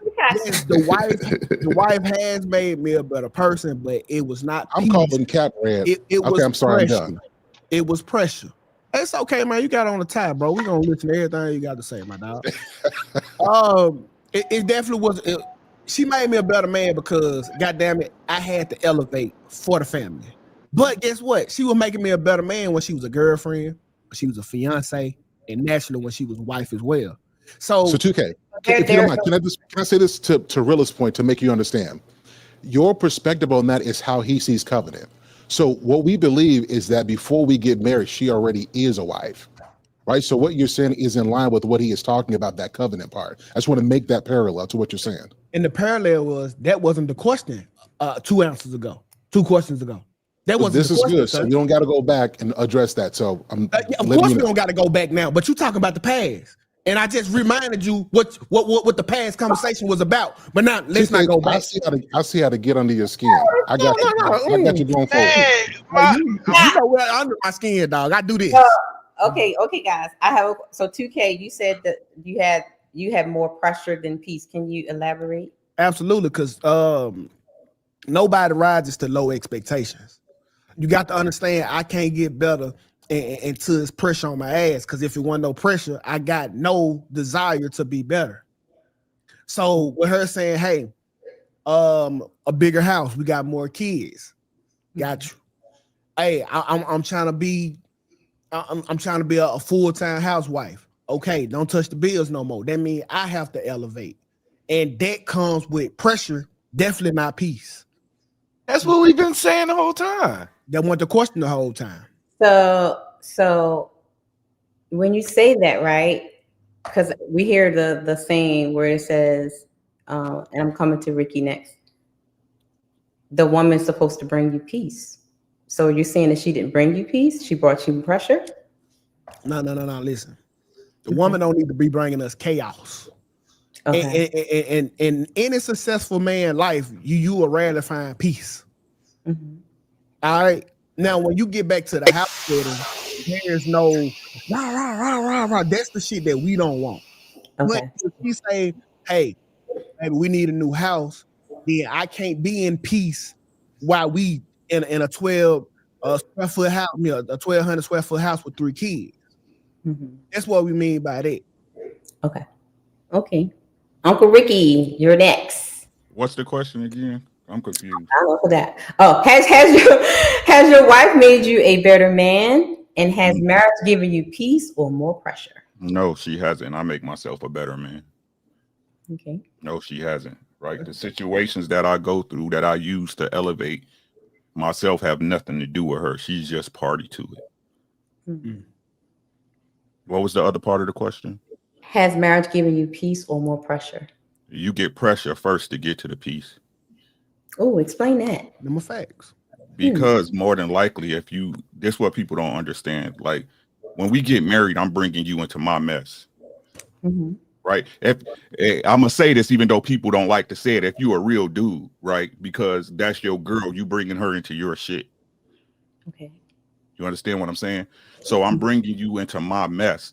So not only am I responsible for me at this time, now I'm responsible for you, right? And whatever come with you, because y'all know how y'all are. You know, y'all package deals and shit like that, right? Mm-hmm. So it's pressure on me. Right. This is crazy because it's about to tie into a bunch of different talking points. Right. When y'all talk about making that space for that woman, that's exactly what that is. Me taking pressure off you so you can do what the fuck you supposed to do. But you're a woman, you're supposed to do it anyway. Right. But our women got to have a set role of circumstances so they can be in their femininity. Right. So they can act how they supposed to. Right. That's your man taking pressure off you, the shit that you would have to worry about if you were single and out here in these streets, because they make sidewalks because the streets ain't for everybody. Y'all know how it go. Right. Mm-hmm. So you take that off her and provide her a space. That's pressure on you as a man. Is it not? I no longer have to worry about myself financially, emotionally, whatever. Right. Okay. So that's the whole point. Hopefully you listen to what I'm saying, guys. This is why I can take all of them the same fundamentally, right? It's the ones that fight their nature that are wives, right? Because eventually your girl will see you doing all this stuff for y'all to be cool. And eventually, though, that shit that make her want to wander and make her eyes and buck her lips and talk crazy and shit, she'll start fighting that shit because she see you love her the way she supposedly love you, right? That's all I got on it. Okay, Hink. Has your wife made you a better man? And has marriage given you peace or more pressure? It for sure gave me more pressure, but I'm okay with that. I'm built for it. So look, some of y'all I don't understand because I didn't shack up with my wife. I didn't take care of her. I don't believe in that because she's my woman at times. She's not my wife. I didn't pay her bills. I didn't do none of that shit. Even when she moved down here from Texas. So I got her to move down and told her, only way I'm going to marry you if you move her to my city, my state. She wanted it. She did it. I didn't take her. She got an apartment. She didn't live with me in my house. No. It wasn't until I blessed her with my last name is when I started taking care of her. And then I added more responsibility. And I was okay with that. I was okay with that. So did she make me better? Yeah. I can't say she didn't. I'd be lying to y'all if I did. How so? Yes. How did she make me better? Because she took some of the responsibilities that I had to do as a single man off my plate. So when you do that, you make me better. So now I can do other things and focus my energy on doing other things and being better in other aspects of the relationship, being better in other aspects of my life. E Black? Hey, before you go, Ty, I'm sorry, E-Black, I didn't mean to interrupt you. I got to go do the Wednesday show. Oh, yeah, that's right. Appreciate you. Okay. No problem. I appreciate it. Thank you. Hey, you're not doing the Monday show, Hank? You're not doing the Monday football show? Yeah, for my show, but I didn't want to. I got to do JR's show today, so that's what I was. Big time. Okay. Oh, that's big time. Okay. Screw you. Shout out to all you brothers who are married, man. Keep up the good fight, man. Keep pushing forward, man. For you single motherfuckers like ugly CJ's ugly ass, hey, Lord be with you, because I know ain't no woman. Screw you, fuck you, Hey, y'all take care, man. Y'all That's be my easy. biggest fan right there, man. Oh my goodness. I'm still waiting on everybody to slide for Jesus, right? Hey, Hink is my biggest fan. Hope y'all know that. Okay, E Black. Can I get a precursor to the question too? Can I know it? Has your wife made you a better man, and has marriage given you more peace or more pressure? Absolutely. She's made me a better man. The person who I was prior to getting married, selfish, self-centered, things like there's this thing called auto pay, paying your bills, upgrading your life, having goals beyond just intermediate things like sex and frivolous things. These are things that, once again, like without that, I could just imagine what I would have done between 32 and now, how much money I would have spent, how much stuff that I would have accumulated that would have meant nothing.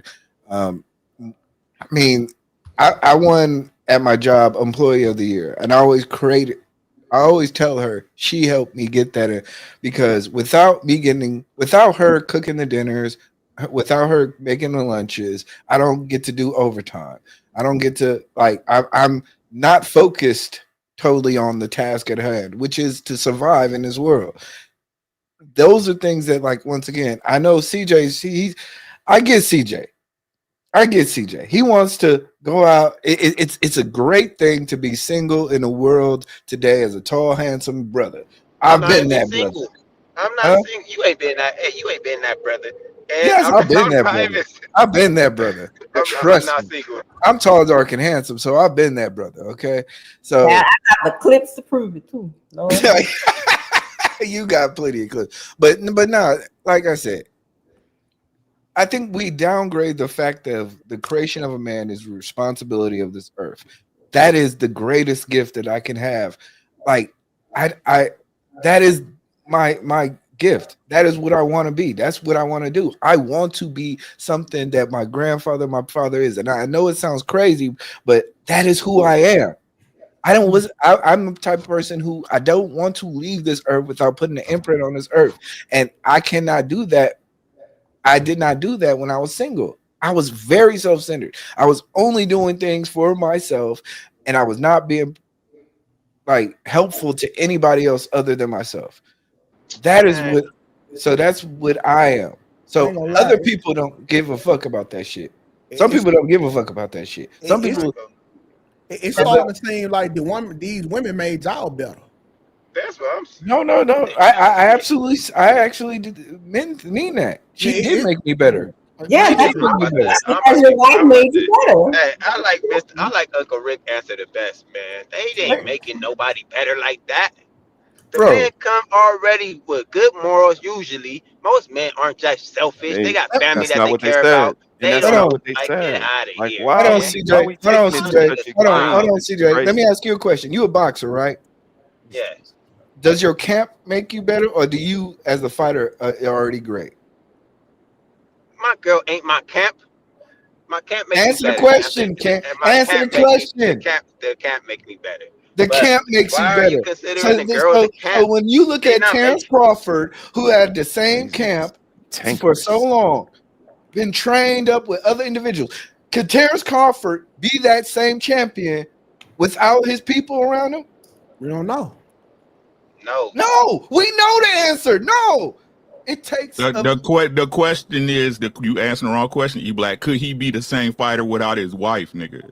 Probably would have been a better fighter. No, I'm not. Thank Don't you, mix Uncle my Rick. question. Don't mix my question. My question That's is the right exactly what it question. is. Uncle This Rick is can't- asking the right question. The You fact of the asking a matter stupid is ass question.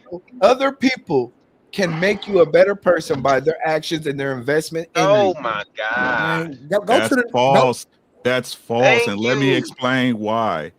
Other people don't change you. You change you. They are simply part of the situations at hand. For example, E Black, your girl probably, hey, stop going gambling. You can be like, fuck you. Fuck you, and you. I want to go gambling, right? You decided to make the change in your mind and your behavior when you wanted to change and be responsible. It don't matter. That's just a nag. That's just a person in your ear until you want to make the change doesn't happen. Is that fair or am I off? Nah, you're right. You're absolutely right. You have an individualistic mindset to make changes that are conducive to yourself, but at the same time, you need people around you to reinforce those changes. You have to have somebody around you to reinforce change. Yourself. So brother and Sir Hill, do y'all agree with what Ricky and what Ricky just said? Who you talk to? The nigga with the cigarette pocket? What did you say? Huh? What did you just say? Oh, I thought I ain't know you talking to the nigga with the cigarette pocket, right? You talking to the nigga with the cigarette butts in his beard. Which one we talking about? Okay, yeah, okay. Nigga with the cigarette pocket. All right, cigarette pocket there. Got it. No. Come on, man. I Let's know keep he it got a pack of respectful, dude. Newports in there right now. Let's keep it respectful. Sir Hill and the brother, do y'all agree with what Ricky just? You know what? I'm gonna defer to Big Bro. So I'm gonna defer to Big Bro. Okay, brother, what you think? Do you agree with Ricky just said about that? Yeah. There's a level of agreement with all of the fellas. Of course, you know how I get down to a certain degree. Just a lot of information to take in.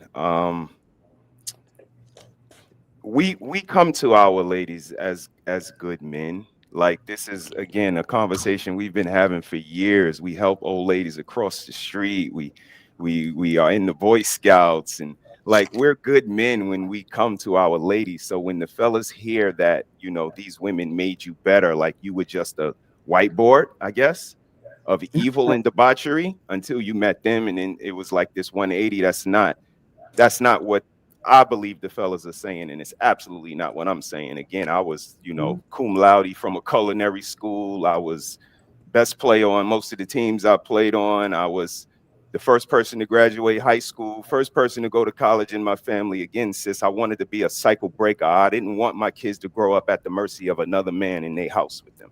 I didn't want my kids to have a bunch of different last names. Like, it was very intentional with me. So I was a good man when I came to my wife, but she absolutely made me better, without a doubt.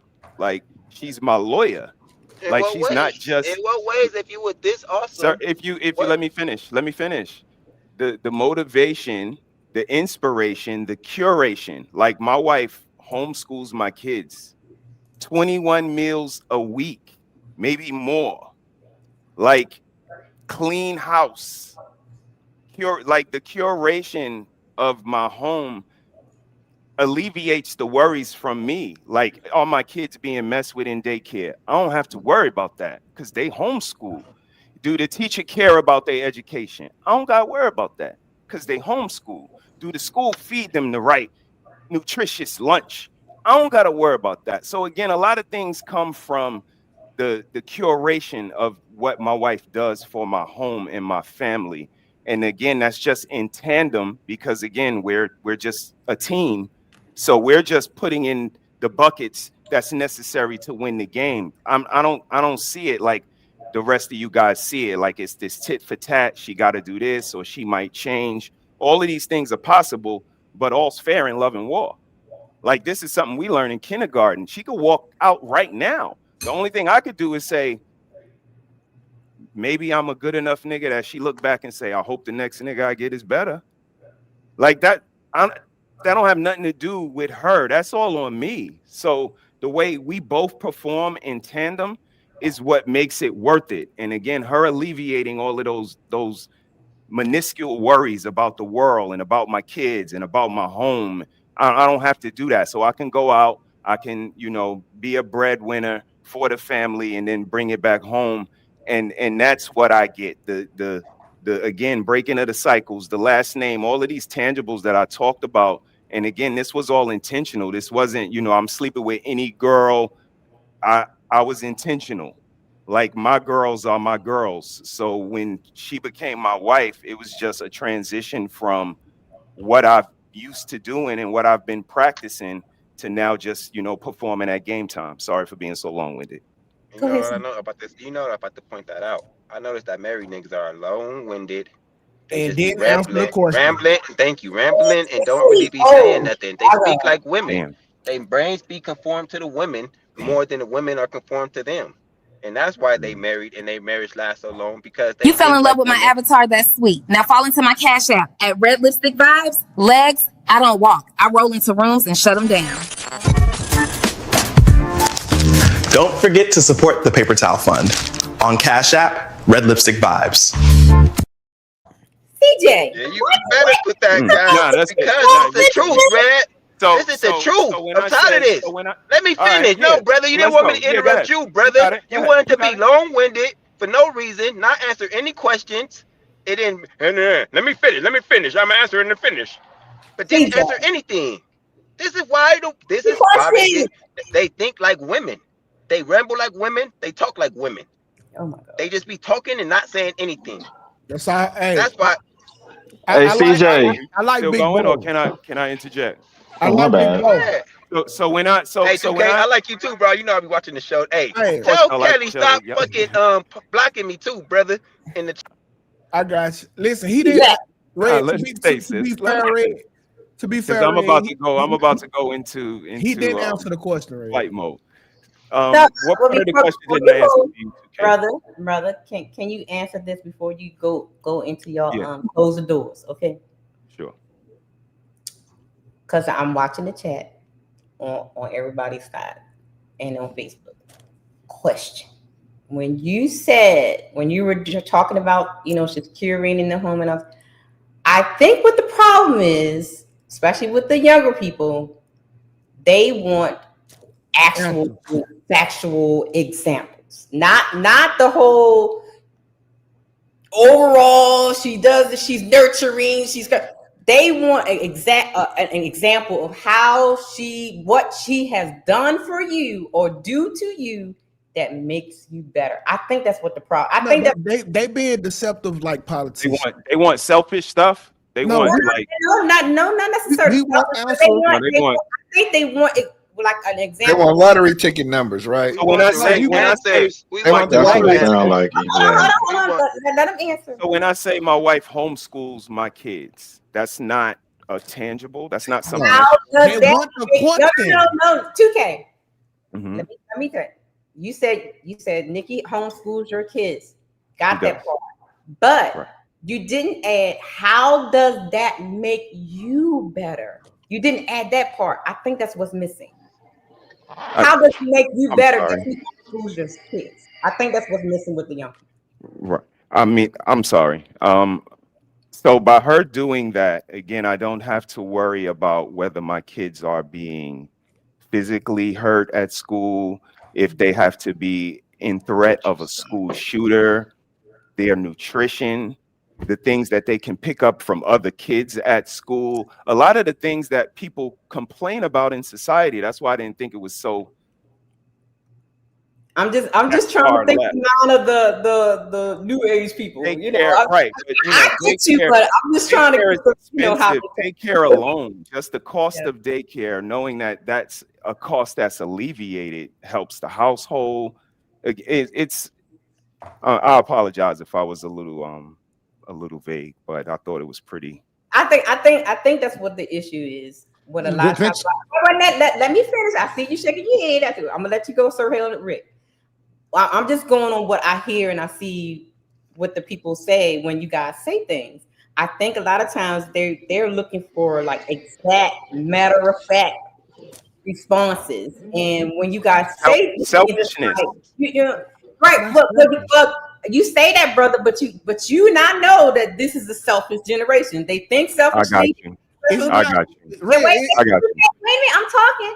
But in order to reach them, you got to kind of like talk like them. You know what I mean? What's in Like it for them? I got you. You know what I'm saying? That's all I'm saying. Hold on. In all fairness, it's not. Before you go to K, so I wanted to ask you guys a question. Hold on. I pose a question to 2K and to CJ. I just want to ask them a question. So we can say like we're not giving specific examples. I would like to know what it is that you value in a woman or a marriage. What do you value? What? I think the question was simple, but I'll reiterate in case you didn't hear me. So when it comes to having a woman or being married, what are the things you value? What things would you look for in a marriage? Integrity, morals, values, respect. Right. So do you think that if you found a woman who had those things, that her inherent qualities would make you a better man or put you in position to be a better man? Well, if I'm choosing to be a better man, like my boy Unc just said, like I have to be able to want to do it for myself regardless. But I do think that women can make you a better man. Yeah, so that's the answer to the question. So a lot of the things there, we're not building blocks, we're building a life, and it's complex. And I think the way that you answer, how does she make you better, is really not it's not an easy thing to see like day one. It takes time to see it. Like I'll give you one. So with my wife, she makes me want to be a better man in terms of my finances, because seeing how she took care of my children and the sickness she went through and almost dying with them, like seeing that, it puts, it's not pressure, it's a sense of gratitude, because you did that for my kids, and that in turn makes me want to do what I have to do to become a better man, to make sure I take care of her, because I appreciate what she's done for me, if that makes sense. Absolutely. And you just did exactly what we just got called selfish for. Listen, that was a question. You answered it, and then you followed through with an example. You didn't go around the globe and tell us this, and that, and this, and this, and then we got to piece together an answer. That's what I'm talking about. That's not selfish for us wanting a direct answer, followed by you showing your work with an example. When you in math class, the teachers don't just take the answer. Nigga, this ain't math class. Nigga, you ain't no math teacher. Hey, you have to You show are your not work, no nigga. instructor. Now let's go ahead and say I'm what a it is. millionaire. You are far from a goddamn instructor. You don't even got on no glasses. Hey, so when you question this nigga intellect, he get mad. I see you not. It ain't about questioning no. It's about when you qualify. You not as bright as I thought you was. Your hairline's on the show. It's not about my intellect at all. It's about your false qualification and your self-proclamation like you some sort of a teacher or intellect. Nigga, we just asked Yeah. for an ounce of Nigga, I don't care with what you asked for. I'm giving you what I'm giving We you now. wanted an ounce of This week. How you mad because we wanted sir? How you mad because we wanted a direct answer, sir? That's all we asked for was a direct answer. To me, No, Mr. you Heath's got a answer direct was answer, direct. sir. When I said she schools my children and this nigga send his kids to daycare and his wife stay home all day and don't watch the kids. You know what I'm talking about. I don't. Do you pay for daycare, sir? Do your wife school your kids, sir? My wife is a stay-at-home wife, sir. And she schools your kids, sir. No, my kids go to school. She send them to school. Exactly. She stay home and do what? Send them to school. She stay home and be put up, nigga. Nigga, Exactly why I stop want it. talking now, because your wife stay home. Yo, relax. Yo, don't swing. I'm still waiting on everybody to slide for Jesus. Right? Ain't nobody slid for Jesus yet. I'm waiting. Don't do it. When they get home, you give any briefing when they get home? You or her? Can I ask a question, Red? And then this nigga gonna say, "Oh, my wife feed my child 21 meals a day." Absolutely. Nigga, that's 3 meals The whole a day. So that's what your wife makes all of us 4, eat 21 meals a week, nigga. Let me wait. Let me get Mrs. 2K up here so I can ask her how many meals my she wife prepares in a my week. wife give my child Because I ain't never 21 seen her. meals a week. I ain't never seen Mrs. 2K, so I can't qualify shit you say, sir. Hey, my wife sits next to me every week. If you And don't that's believe fine, me, ask nigga. her. Ask her, That's am I fine. lying? Ask a That's question. fine. So again, I never seen Mrs. 2K. Nigga, your glasses. So when I do, nigga. I'll Your ask her glasses how many are meals she fogged up. make a week, and she'll tell me 4. Your Red, glasses are fogged up. can I ask a question? Go to the ahead, panel? TJ. Ask your question. So, do y'all think a woman could raise a boy to a man? No, sir. No. But y'all think a woman could make a man a better man? What are you talking obligation? about? Yeah. Boy, what are you talking about? Let him. You heard the question. Oh, now we go from a little boy to a Wasn't grown a man. question. That's Retardo. just Oh my See, goodness. It wasn't retarded. CJ. It wasn't a difficult question. Oh, motherfucker, that It can't was even answer a it direct question. it wasn't a difficult question. It Go ahead. Exactly. Go ahead, Period. Rick. didn't Go get ahead. So to answer your question, CJ, no. So let's leave that there, right? Let's quantify this stuff right now, right? If y'all want the truth, this is why I don't talk about marriage no more, because it don't mean to you what it mean to me. I don't argue your belief system. 2K believes what he believes. CJ believes what he believes. Let people believe what they believe. Right? The truth is, if you don't want to get married, what the fuck you asking me for? This ain't about man. No. Hold up, 2K. I got you. What I'm saying is that we try to pit generations against each other, the old heads and new heads. You're gonna do what the fuck you want to do regardless. Understood. If you don't want to get married, you're gonna get married. Whether it's the right girl or the wrong girl, it's the girl you like and you feel could be your wife. Hey, Rick, spin on that. He's telling the truth about that right there. So this what I was saying.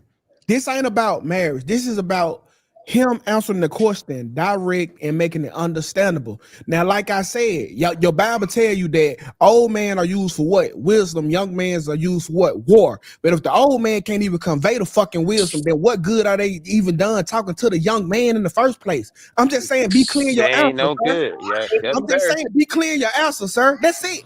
Well, That's so it. 2K, hold on, just if you mind me saying this, so if you're going to bring up the Bible, it also says to be slow to speak. Man, what does that listen. mean, man? And quick to listen. Knuckle sounds looking at And slow back. So it's I'm very intrigued at the fact that you guys have so many questions. Nobody sees what you're saying, sir. Get your chocolate penis looking ass on, man. Like 2K, like so chocolate deep. 2K and CJ, you guys are just talking. And the men here, Hey, let me I'm see your happy with hairline. my wife. Okay, man. You know hairline having ass nigga, and you like 20. Hey, man, your hairline. Oh, he said, Baby, can you just give me one mic? Hairline fading away like that Jordan pump. Baby, can you just give me one mic? So chocolate pickle looking at. I'm trying to get my haircut hat off. Hold on, 2K, you gotta take the hat off. You gotta take the hat off. See, nigga been bald since he was 10. I saw my bald head. Nigga been bald since he was 11. I saw my bald head, dog. Guys. Nigga been stressed his whole life. I saw my bald head. What they gonna do? Guys. I think what Slick Rick said was the key, right? This pitting of this against that, and again, it's crazy because we in a space where we see the men against the women, the black against this, the pro-blacks against it, liberal versus conservative, blah blah blah. Hey man, I work with young bloods in real life, fam. Right? And I'm gonna tell you what I learned. The ones who want to hear what I gotta say to them, I keep talking. The ones that don't, I don't, and that's okay. Like what I do and what I say and who I am ain't for everybody, and that's gotta be okay. That's why I brought up the whole thing about black people not a monolith. Now we want black answers to be a monolith. That's wild. Let's just have a conversation. Cool. What you laughing at, T-Pain? Okay. What is going on? I gotta leave. Y'all. Nah, CJ, you stay your ass right here, CJ. I gotta get out of here. Nah, you gotta ready for me to work. They ready for me to work. Later, CJ. Thank you for coming. Good shit, bro. Now you at the gym. CJ at the gym. CJ, is your team making you better? The team is making me better because they just not nagging me. Get out of here. Get out of here. Get him out of here. Hold on. They actually put me through a workout. They trained me. My girl don't get the nagging action shit with her hand out. So, she just had her hand out all day. All right, I'm about to hit this down. Well, you got the wrong one. CJ. Right, they want to penalize us for the type of women that they CJ got. That's crazy. If CJ be there with his dick out, bro, you know it's a cost to deal with your girl. Get the fuck over it, bro. Okay, look. Okay, y'all been okay. So let's move because it's not. I got to run upstairs for his plate. But so up next, guys, we're going to talk about love, intimacy, and connection. Okay, because this is one of the biggest questions I see on these panels when people talk about marriage. Okay, what happens when she stopped giving you the cooch? Okay, so we're going to talk about that. So the first question is, where's the first question? Oh, be honest. Is your sex life different from now? When you first before you got married, between sex life, in a good way or a bad way? It's neutral to me because I'm older. We're older. Well, what? Talk about it, Slick Rick. Yeah, dog. Go ahead, talk about it, Slick Rick. I love the way y'all think y'all gonna be just fucking to the night when y'all 60. Talk about it, Slick Rick. Oh my God. Okay. No, bro. It becomes more than that. Again, that's the glue that keep y'all together when y'all younger. But once you get older and you actually love that person, it's just the space you being in with them is okay, right? You still gonna get it on. But nigga, I'm 52 years old. I'm trying to tell y'all, it doesn't matter how much you love your girl or your girl love you. It's the same dick. It's the same pussy. Yeah, I like over it. Now I'm not there yet, old school. But I'm sorry. I'm not there yet, bro. But I can imagine, like right now, with this streak of faithfulness that I'm on, it's the pussy. It's kind of like rerun pussy, but it's your favorite episode. It's Butter Buchanan. You love it, but it's still Butter Buchanan. Like it's your favorite episode of Martin. Like you'll watch it every time. You know all the words, but it's still a rerun. You know what I'm saying? That's what it is. Slick Rick, can you add the balance though? So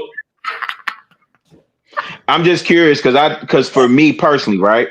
When we introduced the fact, because I know this whole, like Youngblood just said, he's on the streak of faithfulness, which means if he didn't restrain and was disciplined, he out searched for new cooch, right? So what is at this age that you've learned, Slick Rick? I mean, like, is it worth it to be out here trying to get new cooch? At this age, no. Am I? Hell no. You bitch is crazy. No, it's not. Let's say when you was 30, would you? It's not knowing worth what you know now. No, In your 30s. Yeah, yeah. If I was 30 and my girl is holding out, I'm gonna go get some new pussy.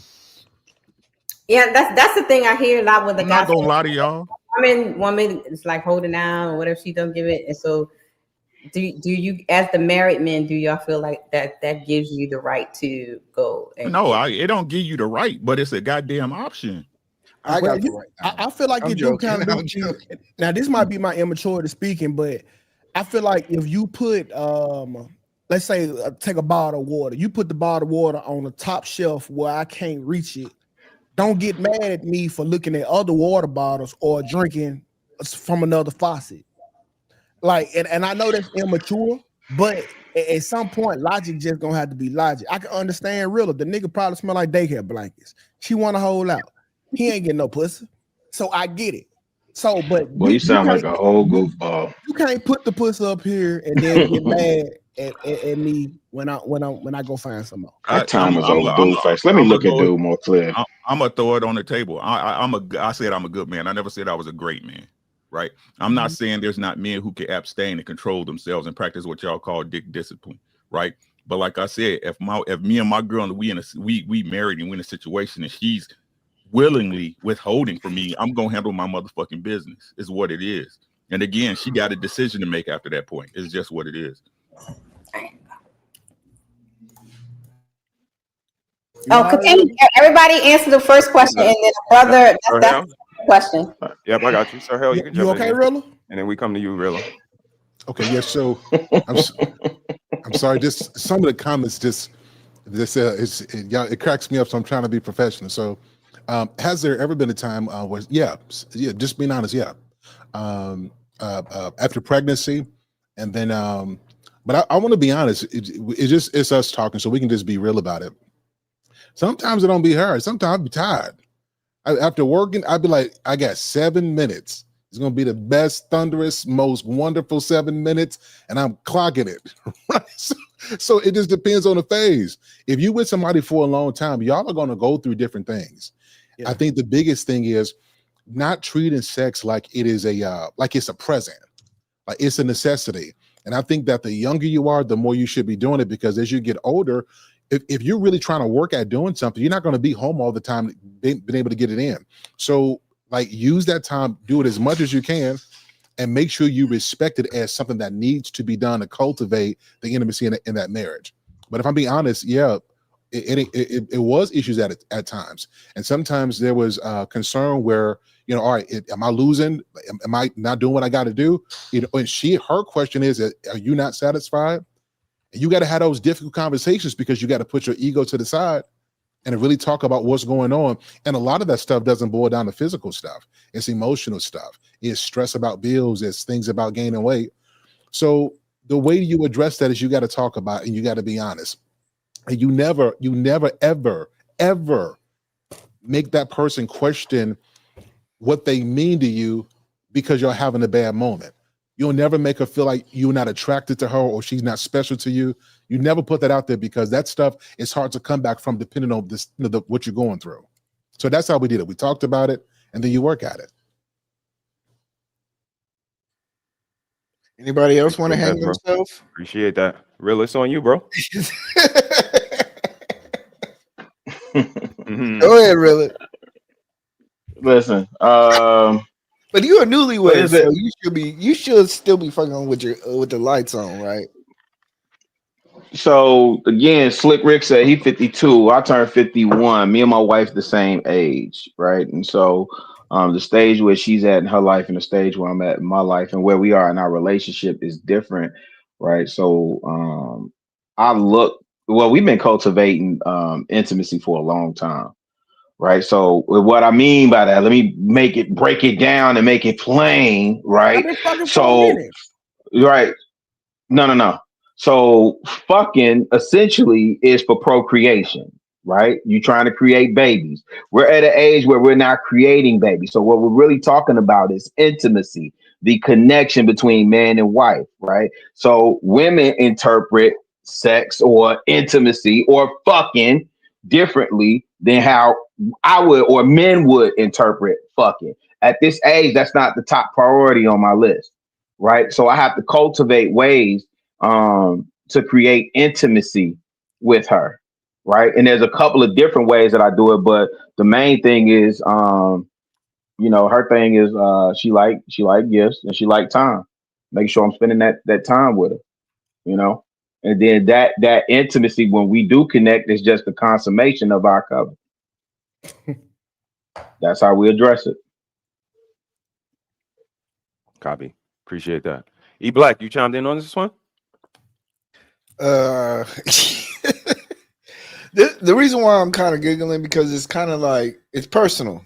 Each individual, Lord Jesus, it's personal. It's personal to each individual. Each person's sexuality is different to them, unique to themselves. I don't know who's like how young you guys have had sex, or anybody else has had sex, or how many body counts they've had, or what their mental fortitude or their limit for sex is, or the type of individual when that person gets to it, whatever it is.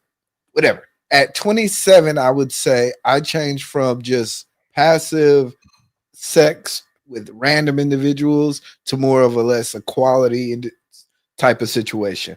The women I was having sex with, I had a younger brother, right? Not a younger brother, but like one of my homies. He was just getting into college, so he was running through females, and the type of females he liked, I didn't like because they were younger, of course, and then they didn't really have the maturity, and I was just kind of beyond that point. So when we talk about getting married and having sex, I matured as an individual sexually. I don't know if everybody else has got to that point.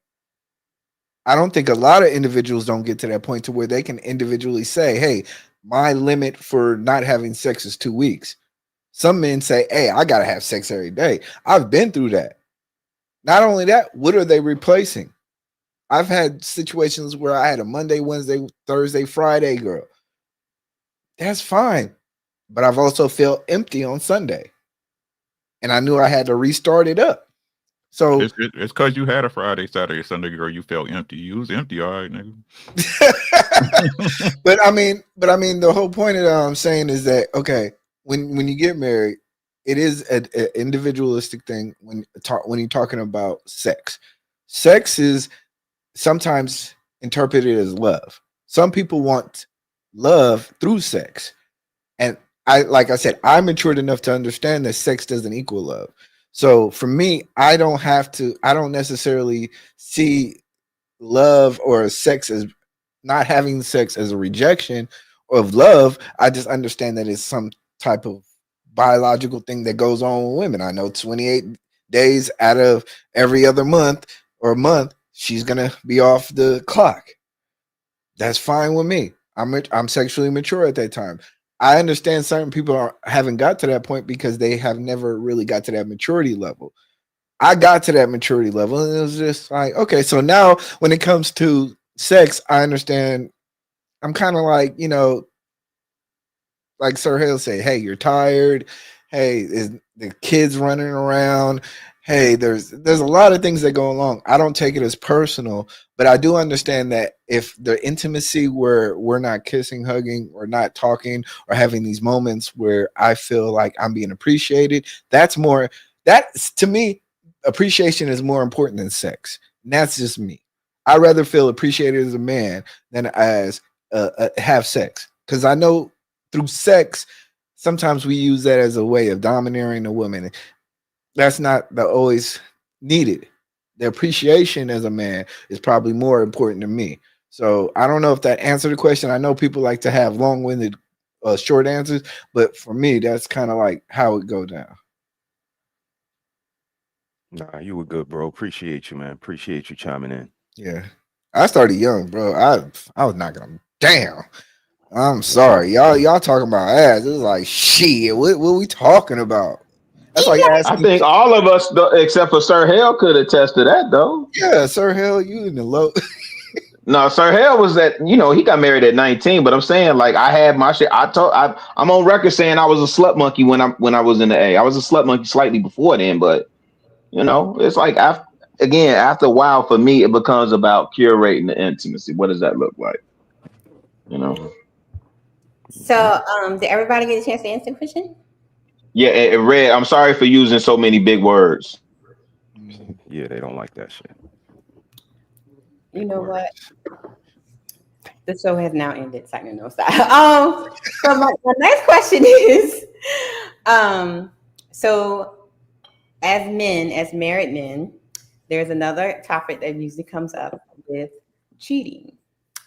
How do you men will handle, the married men handle your wife stepping out? Do you leave? Do you say? Do you what? Well, how do you handle that?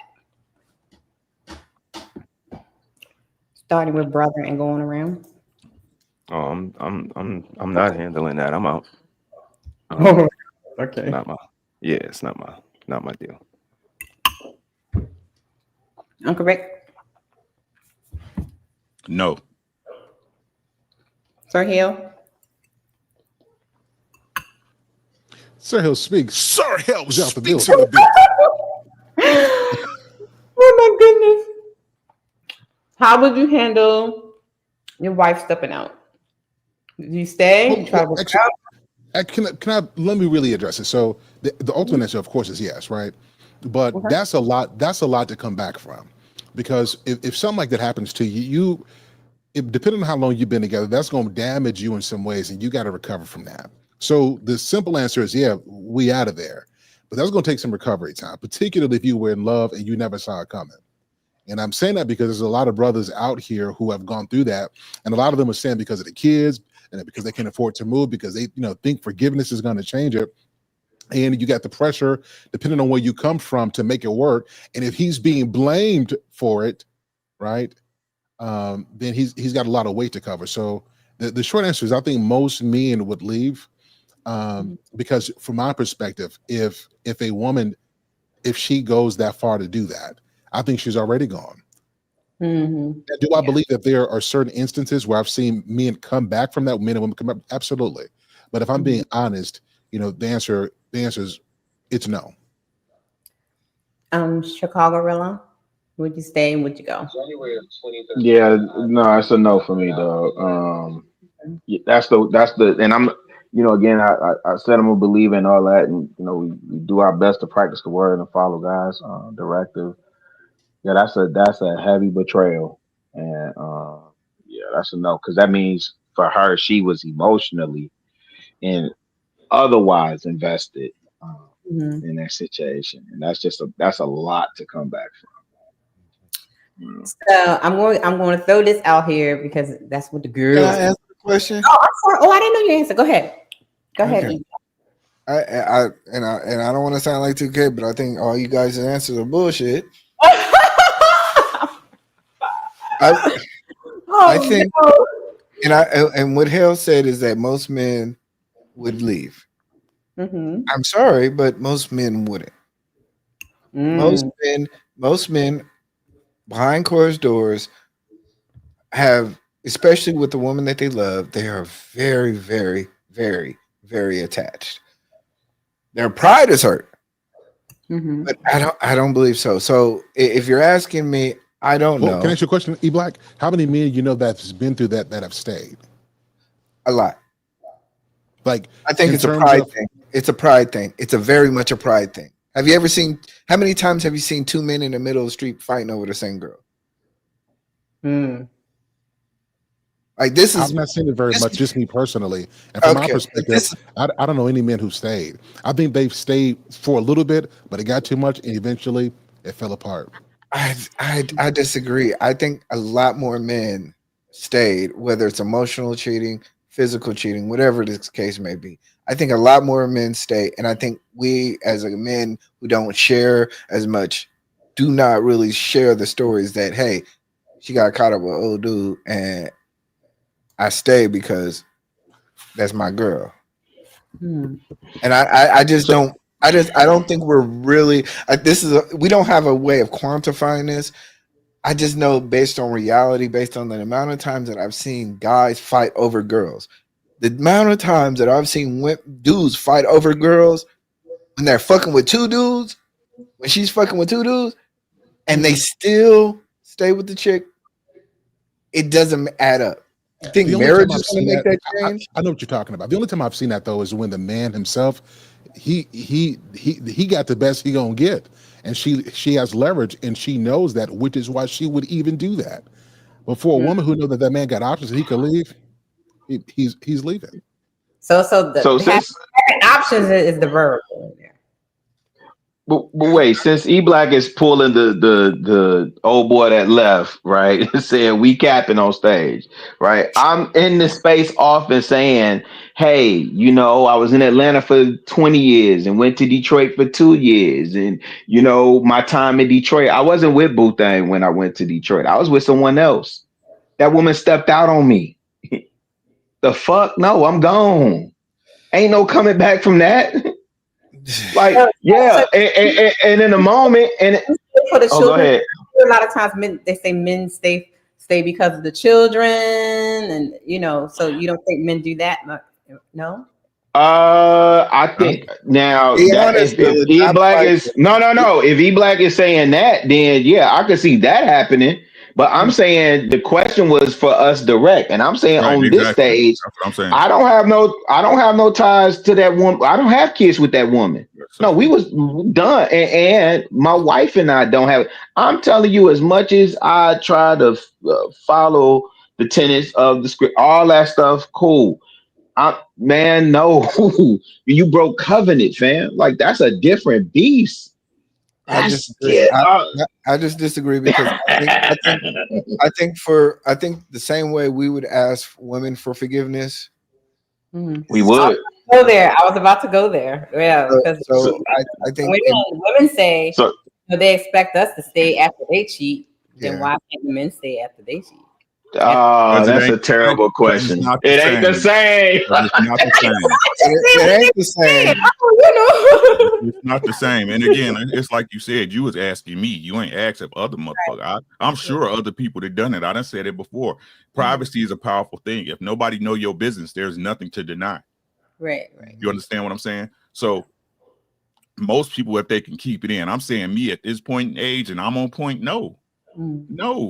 There's nothing to talk about. I don't give a good goddamn. But like I said, I understand when women sleep with men because this is what I'm saying. Let me specify, since y'all say the OGs don't tell y'all nothing, right? If a woman likes sex so much that she's willing to have it with anybody, that means that's the way she was when she was with you, when you met her, right? But we all know that's not the case. Most girls let you hit because the relationship comes behind it.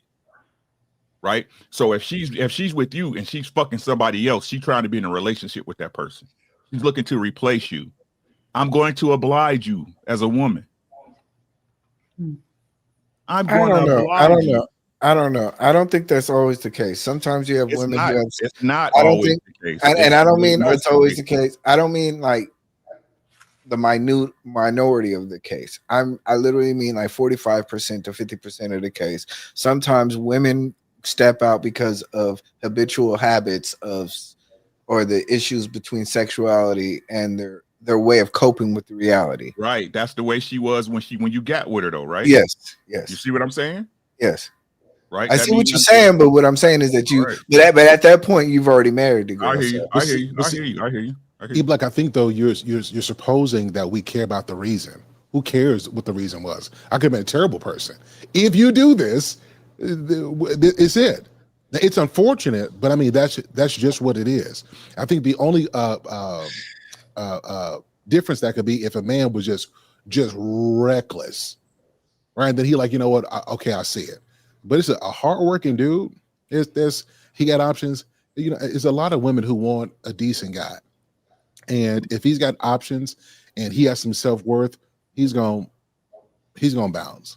And the only reason why I'm speaking on this half is because I understand as men, when we have sex, we use a lot of the same excuses. Hey, this is the only when I'm stressed, I want to reach out. They gave me some attention, all that other stuff. The difference is that men do not share it with each other. I'm not gonna tell Rilla, man, my girl, chill.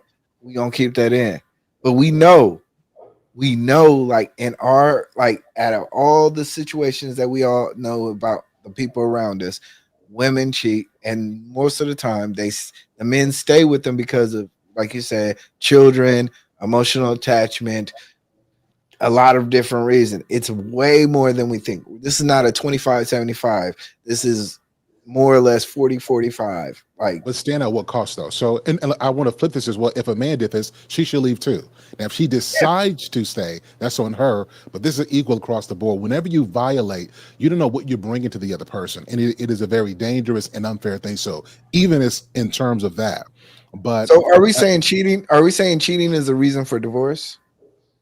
I think that's a different question. Oh, you're saying you're gone already. No, so are you? I thought you were asking like what Red is asking. In general, is it a cause for divorce? Of course it is. Yeah, it's a. But Sir Hill, you know, at you're. No, he's saying, is it a justifiable reason to divorce your spouse? Yes, right? it is. I mean, even just On biblically, both that's sides. the On both reason. sides. If we're Yes. being honest. Yes. Yeah. On both sides. On both sides. Yeah. But we all know that cheating is not always a justifiable reason to divorce. Like, we know that. We know that there's reasons between. Speak for you yourself. know Not for you, right? Not for Speak not for the people that you asked the question to. That's what the fellas is saying. That like we get what happens in general and for most fellas, but the question was posed to us specifically. And when you get 3 guys say, "Nah, I'm out," like why is that so hard to believe? And this is my question. It's hard to believe because we always ask women. We say, "Hey, this dude is an NBA player. He can have a side pussy." We say this person. We've already justified cheating in so many different ways.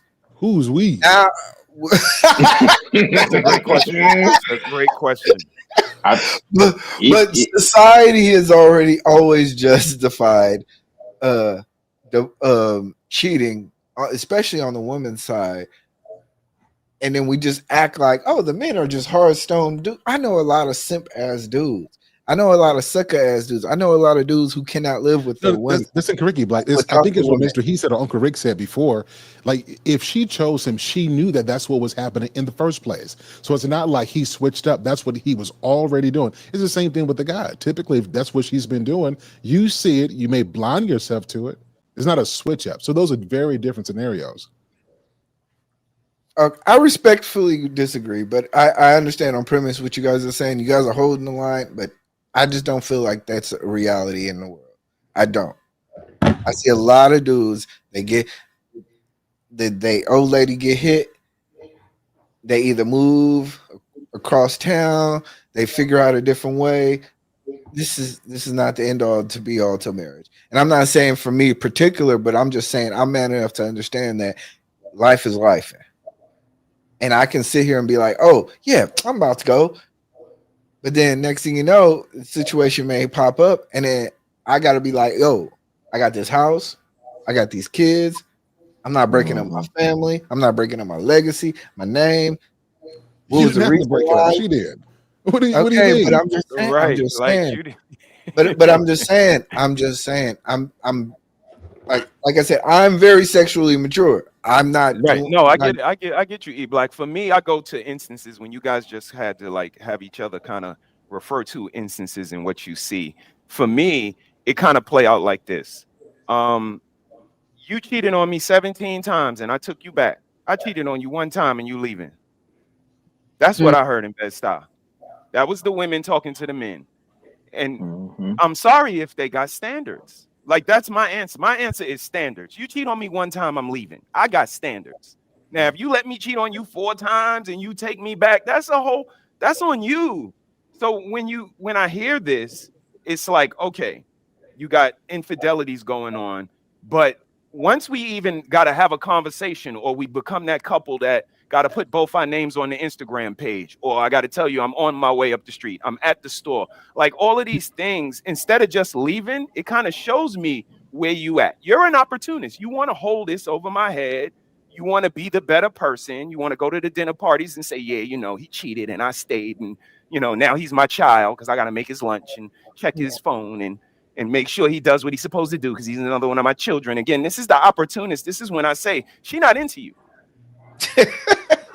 Like, my answer is, the guys can make it sound like it's crazy and all of that, but I'm going to stick to my script. Again, I'm the one been married for 20 years, not them. Intimacy, sex, all of these things different. And Amazon been around. Why your girl ain't bought you this? all the shopping she do on Amazon. Why she ain't go to this? Because she don't like you. Oh no, you gotta flip it open. You gotta at least see how many times you've been using I don't that. even have. I use my mouth. I don't. No, gotta use see, you ain't use that on I asked for D Black. You have not used that one time. I don't have to. I got it. Hold on, Mister. He said, Wait a minute. Lady L. What is that? Let me talk to him. I'll be right back. Hold on a second, Mister. Let me go. What's going on? But again, Wait, put that back on the screen again. Let me see. All the shopping your lady do on Amazon. Why she ain't never told you this was on there? Because she don't want to tell you. She ain't never told you this was on the TikTok shop. Oh, She don't want to tell you.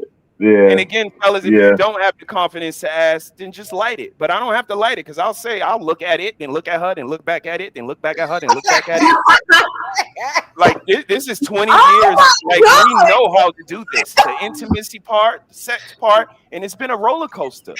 We've been together 20 years. It's been we've been had good seasons and slow seasons, but again, we always come back to the home team. We know that this is where the love resides. Brother. So I gotta. So wait, you said you That's had the heavy talk. We about to go into that part. We're about to go into a lot, what you was just saying a little bit. Like I said, we're about to talk about in sickness and health, right? Okay, so that's what's up next, and it kind of goes into with the sex part, right? So, like brother said, he has the ups and downs, the slow downs a little bit, and all this kind of stuff. So let's talk about this one thing. How many of you guys? Wives are experiencing perimenopause or menopause.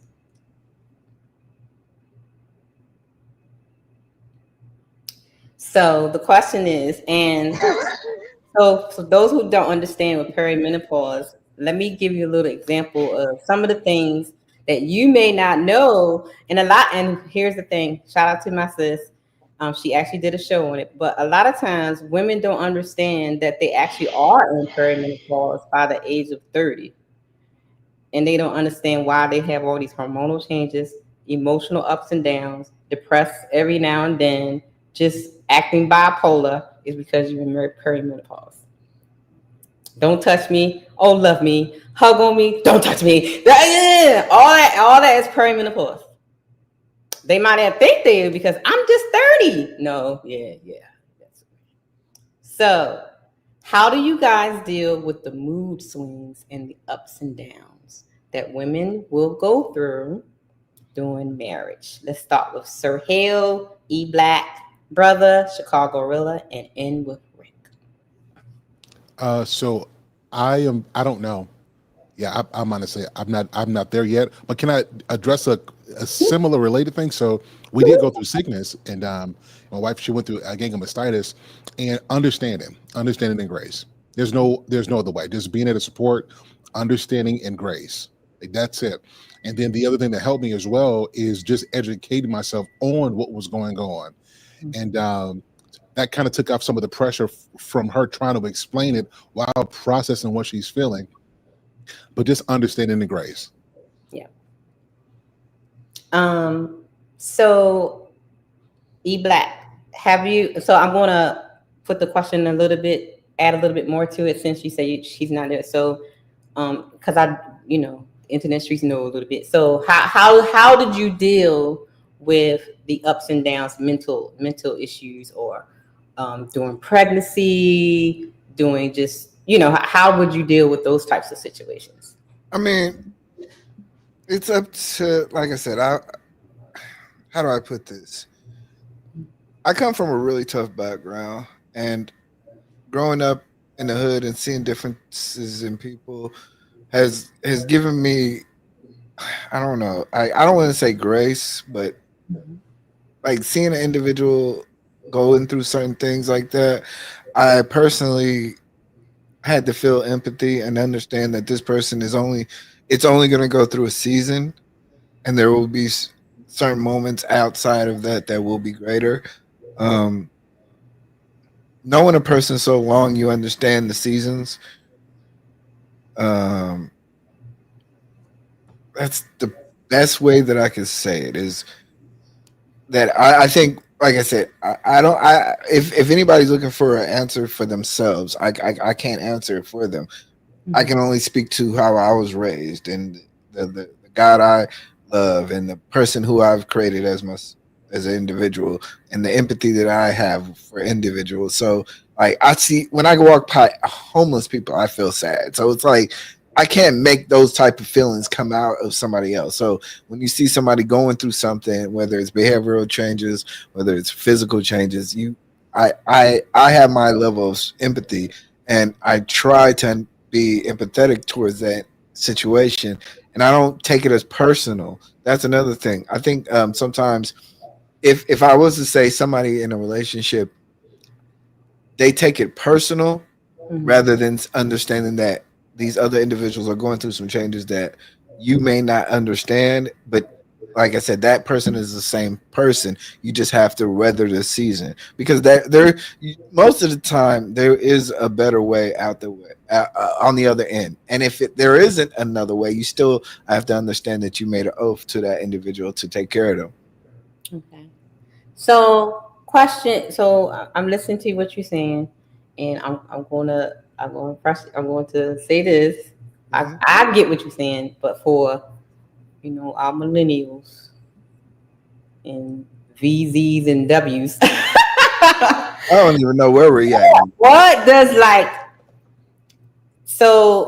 for example, if your wife is having some she's going through depression or some type of mental breakdown for the job, right? They get on her nerves and stuff. Like what is some tangible things that you would do to help the situation? Not just being empathetic. What does that look like? What actually is that?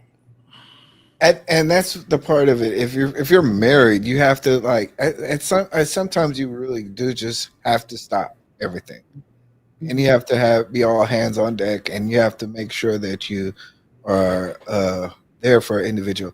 Now, what I will say is that not every individual is like, I'm not a therapist. I'm not.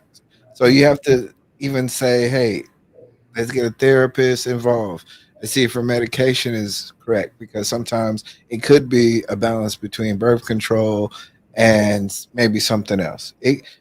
This is where you have to be proactive in regards to your empathy, because I think that's what you're asking, not just being empathetic. What do you do after? What do you do afterwards? That's what I was asking. Yep. Okay, brother. If you have medical care, sometimes you gotta call the OBG, see if there's something wrong with there. Then you gotta call a hormonal therapist, see if something's wrong with the thyroids. You have especially within Black women, you have to be more proactive. I will say I've learned a lot of things on the fly. I don't think if somebody's listening to this and they haven't gone through that situation, hopefully they can glean from that. But I think for the most part, you're never going to understand it unless you go through it, because the female body is not really like the men's. Right. They really are hormonal in a lot of different ways, and it can be for a lot of different reasons. Blood pressure, cholesterol, weight gain, a lot of different things. So if I was to say me, try to get exercise in, but other than that, make the extra calls to doctors and professionals to kind of hey, let's get this checked out, because I see you kind of you're acting a little funny. But like I said, I had to learn that after the fact, and I don't think there's any podcast. It's hard for me to say for an individual to do that without actually going through it, but I understand it. So yeah, okay, brother. Yeah, I've been through all of the stuff: menstruals, postpartum, hysterectomy, menopause. This is what we talk about. Like I've sat through the seasons. It takes seasons to sit through the seasons, and I've learned a lot. And it's the consciousness, it's the consideration. This is what creates the empathy and the intimacy, the foot rubs, the monitoring the diet, the looking at the symptoms. But she has to initially accept that. She was the one, like she said in the chat, I'm the one that had to speak up and say, baby, is something going on with me? I don't know what, can't put my finger on it, but it's something. And then the doctors and the insensitivity that comes with the medical system. Again, I've seen it, like the doors slammed in her face, the coming home crying, and there's nothing I could do about it. It's no different than the world, the white man's world. I come home when the business gets shut down or the doors get closed in my face. This is what the seasons that we talk about, like this is how they form. They don't just come like how they want it. Just give me the answer, OG. Just give me the answer. Like give me the answer. Like E Black said, give me the winning lottery numbers, and we can't do that. It's not how it goes. But sitting through those things again, doing the research on all of the stuff, you see it on my page, the DRD4. This is years ago. Like I was trying to give this information. Like this is when they got a headache and the belly bloating and like this is all information that they need, but they didn't want it. This is what the guys were saying in the video you played earlier. Like it's people who've been talking about this shit. Y'all don't want it. Y'all call us long-winded. You rather focus on how long I talked than what the fuck I said. Yeah. Or just pick some holes in it. Again, pop the balloon mentality. They just want to disqualify. So I've tried. That's what I mean. It's like it's hard for me to talk to my younger self about this because I even had that mentality sometimes, and I understand other people have that. So it's not that I don't try to be as like all knowing, but I know that they're not going to listen, and most people are going to have to just go through. Yeah, they have to go through it because they. I don't know. Tribe. Did you ever have somebody like tell you like, and it happened, or did you have to just go through most of the shit? I mean, all of it. I've looked at, TV. I told you, like, I take a lot from TV, a lot from what not to do. I've seen a lot of men insensitive to their women when they going through vag problems. My grandmother had cervical cancer. We found out, like in hindsight. Like this is a normal thing. Like, and again, we say we not judging, but like the young fellas just did, and Will and Jada and everybody else, we judge a lot. I got a friend that got 2 girls. He got one on one side of town, one on the other side of town. And my cousin is like, yeah, he got these 2 girls. And I'm like, do you know about him and his wife's situation? Do you know if his wife coochie work? Well, no, I don't. So shut the hell up. Like, this is what I mean about just the lies. And this is what when Rick say, like, pick a side. Like, are the men, the insensitive men that want sex even when you're on menopause in the middle of a hysterectomy and you got your period and the dishes is full, and he's like, fuck all of that, just give me sex. If that's how y'all niggas do, then you ain't never gonna function in no relationship. And this is what we talking about. Like, it's a certain consideration. I would never ask for sex at inopportune times, but at the same time, I have this candle that I can light that when it's really getting there, like we weren't able to connect this week, and it's been so I could light this, but she gave that to me. Like, I know sometimes we get disconnected. I know sometimes I'm all over the place, like a woman, like Rick said, the good ones do it too. And this is my answer for the whole night, sis. I accept Nikki. I know Nikki come with some shit. I'll take Nikki's shit. I ain't taking the rest of these bitches shit. Nikki shit, I'm willing to take. And that, you know what I mean? Like, that's always been my answer. So when they try to pick parts out, like we just don't care about women or marriage ain't good, it's nah, the woman I'm married to, I care about her. We go through it together, and we always gonna go through it together. And I think that's the difference, that we all don't have, that person that we kind of identify to go through the things with. And, good luck. Hopefully in the future that person will come, but it is ebbs and flows. It is something that needs to be considered on both sides. And I just wish everybody humble up to give their significant other that consideration. Sorry for being so long-winded. So before Chicago Willa goes, so I'm listening to you guys. So so it sounds like it's more or less like the men are, like you said, inconsiderate, or they're just being very selfish because they're not really caring about what their wives are feeling or going through. They just want what they want and when they want. Some people do. Some do. And that's what people don't understand. This is your life. You choose what you want to go through. Right? That's why I hate these conversations. Don't ask me shit. I don't know what you like. I don't know. It's like this to me, right? The reason I got married would not be the reason you got married. Right.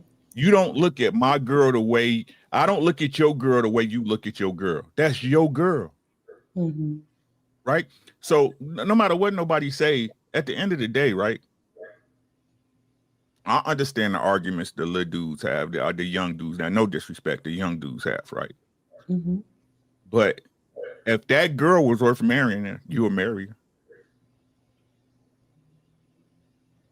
If that woman was worth marrying, you would marry her. Don't come looking at me, asking me for the reasons you don't want to marry your girl. That's your girl. It's that's you know how I help my wife through her menopause, right? And surgeries, and that's my girl. Right. Yeah. That's my girl. That's my wife. Good. What I tell y'all, I love my wife for what she is and what she ain't. Don't come asking me how the fuck you supposed to love your girl, nigga. Do you? Yeah. Do you? That's the question. Yeah. That's the first question. Because if your love is to a point where, and listen, I understand it, fellas, young fellas. Listen to what I'm saying. I ain't knocking y'all. Do what you need to do for your life. As long as you ain't hurt nobody, I could give a good goddamn. Listen to what I'm saying. But don't come looking at me for answers for some personal business you got going on with you and your girl. I'm going to agree with you, nigga. You understand what I'm saying? I'm going to agree with you. You know her better than I do. Right. Or do you? That is the question. That's why this conversation is a waste of time. That's why I'm just sitting letting people ramble, because love is enough for me. It ain't enough for you, nigga.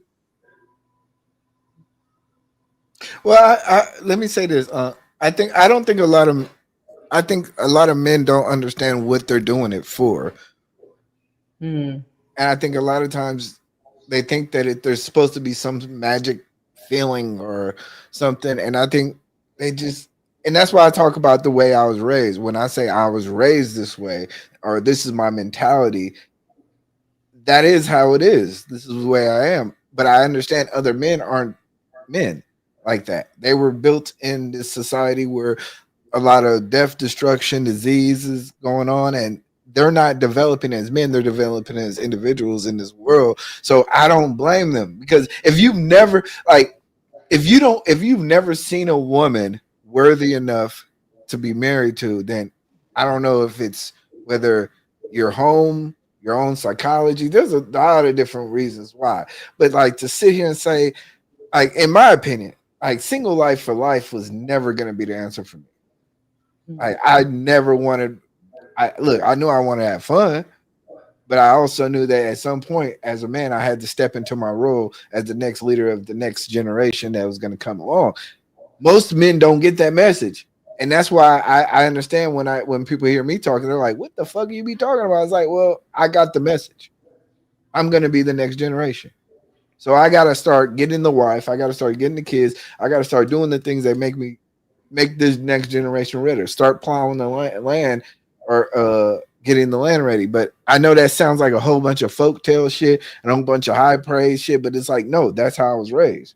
I come from a prideful individual family where men are valued. So I get it, but I also don't get it in terms of when I see men have questions like, what are we gonna do with these women? It's like, what the fuck you mean? Like, there is no nation without the women. There's no nation powerful without the men who are powerful in their conviction. Whatever. So, Chicago Rilla, what do you think? How do you deal with sickness and health? We in covenant. Like, I don't have nothing to add, man. We in covenant. This is and I know this will seem contradictory to no, it won't. No, it won't.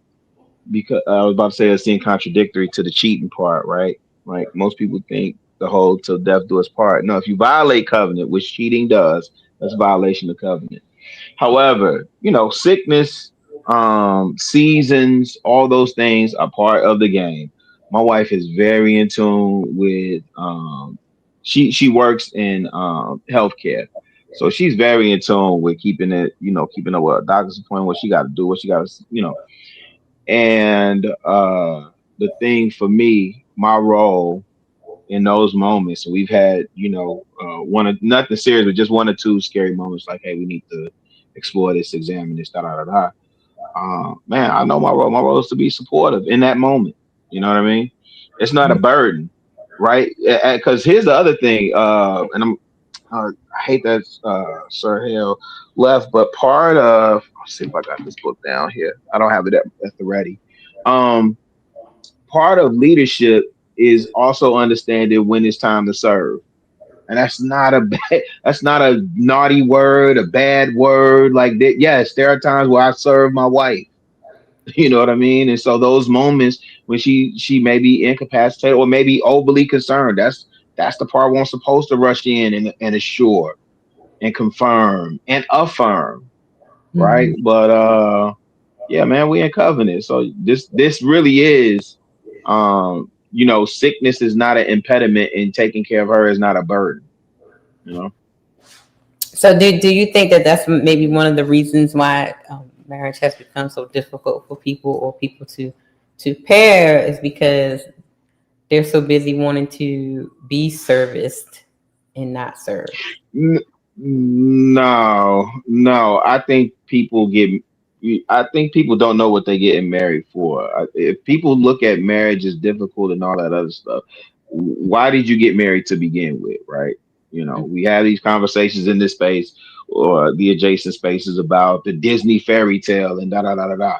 I just told y'all I assumed that my wife wanted a big wedding, right? Big fairy tale wedding. She was like, no, that's not. I've never said that. That's what you think I want. I never said that, right? And so people don't have a grounding or a foundation for what they get married for. You just, and it's not to cast no aspersions, but if you getting married solely just to have in-house coochie and you trying to cuff her, right, so nobody else gets her, then expect the results that come with that. Right? If you're trying to build family, then and you focus on that, then expect the results that come with that. But I don't think it's because people are overly selfish or anything like that. I just think that people haven't set the premise or the foundation for what they get married for to begin with. Well, I believe it's because they're overly selfish. I think people want to be. Yeah, me too. I think most people want to be rewarded just for being them. Like being them is like being with them is a fucking favor to you or something. Right. Damn. Yeah.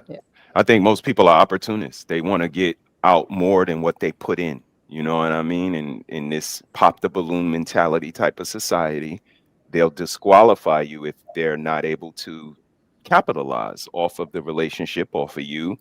And this is what we see. You know what I mean? Like being sued 20 years after the fact is just diabolical work. Like I tell you, sis, it's like you're trying to get paid for the coochie twice. That's wild. Right.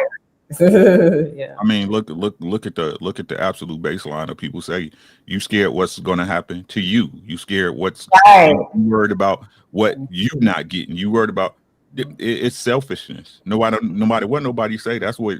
Hey, that this is 2025 is the 80s on fucking steroids and testosterone, bro. Right. Me, right? And what it take work on both sides. And again, what I hate is people don't want to recognize the cause and effect of things, right? And I keep trying to tell y'all, in a relationship, it doesn't matter. Even when I'm wrong, I'm right, and when she right, she wrong, and vice versa. You understand what I'm saying, right? Yep. We're synergies. We play off each other, right? So especially if you come into, and this is how I look at it, right? You come into most relationships when y'all start off as all cool in the gang, right? What we be saying, y'all, it's all good. It was all just good just a week ago, right? Right? Everybody cool, you happy, right?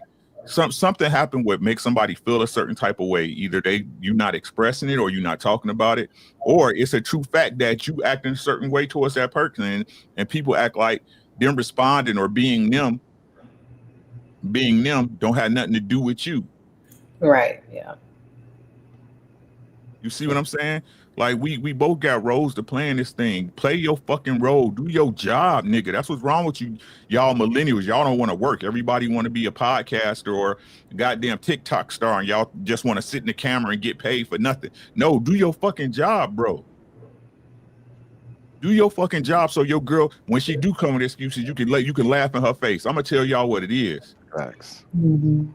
Facts. I do my job, so if me and my girl go bad and she go, this all you, kiddo.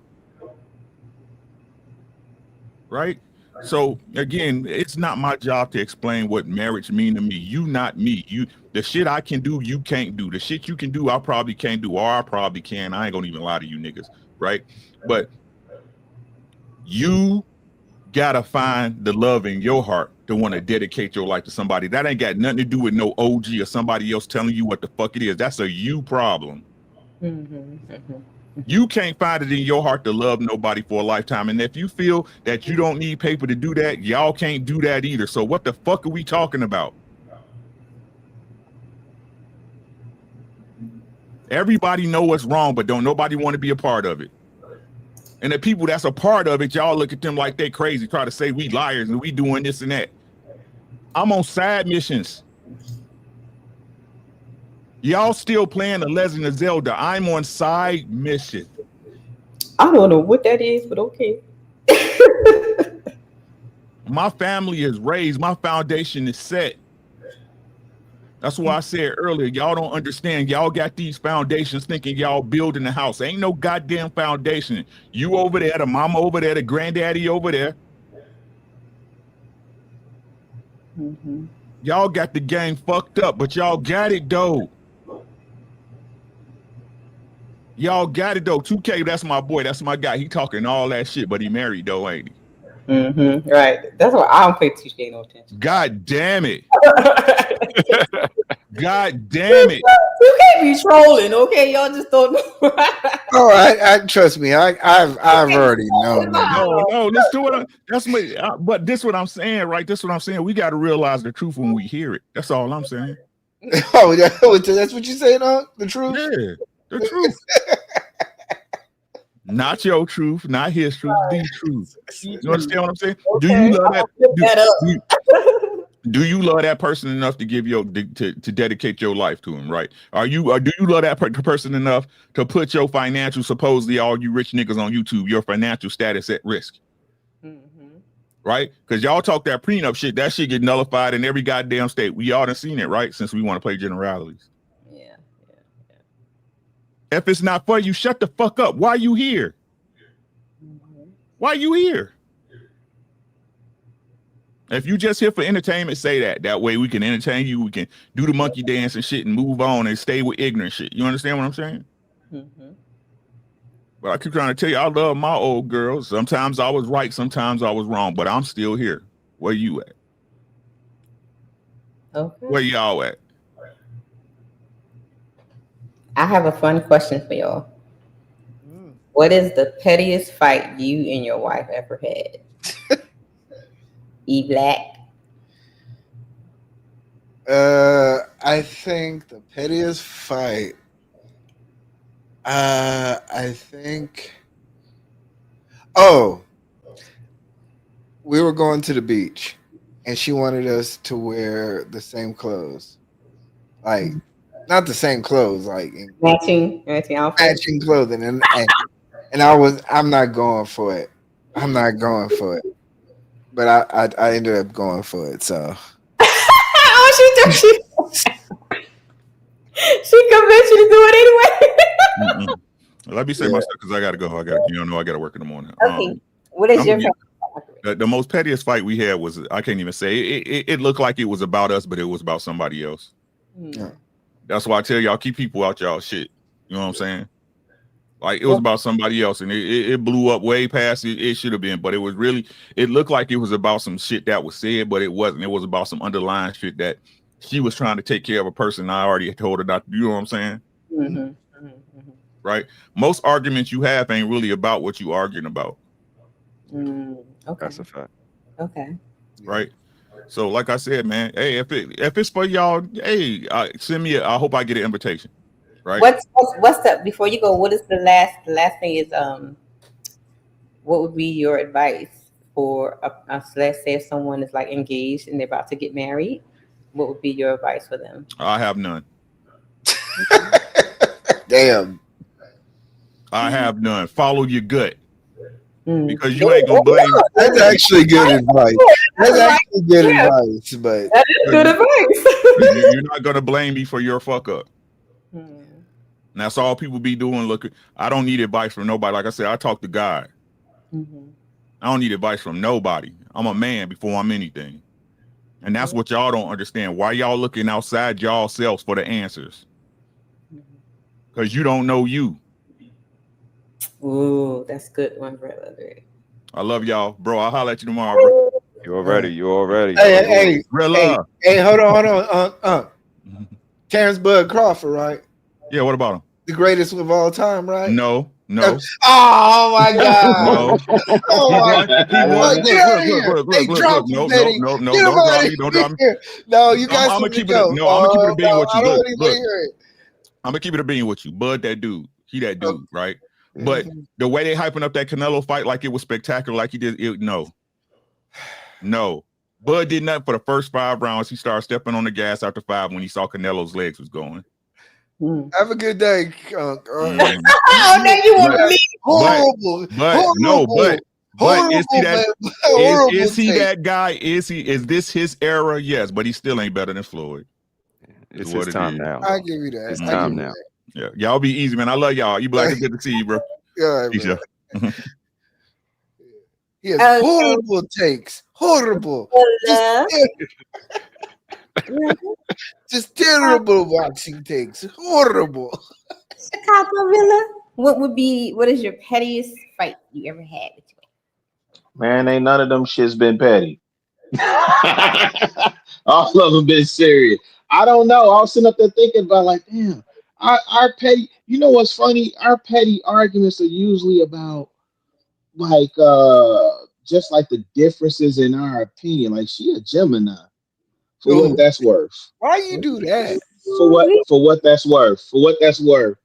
Right. So like if we having a discussion around it's usually around the news. And it's usually around something that happened in the city, and I just have a different perspective, way different perspective than what she has. But that's usually it. It's like around like news and stuff like that. But even those aren't like petty arguments to me. That's a good question.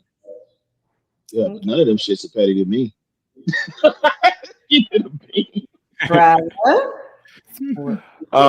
Pettiest arguments we have, in my opinion, I would say food. Oh, yeah. And yeah, because like I said, the missus is responsible for most of the meals. So she's like, what you want to eat, and I'm usually, whatever. But she runs out of ideas. So it's like throw something in the air. Like, just today, she was like, y'all got to throw something in the air because I don't want to make something and then y'all don't like it because me, sis. I'll be like, yeah, no. The other night she was like, you not hungry? Like, no, I'm hungry. I don't want that.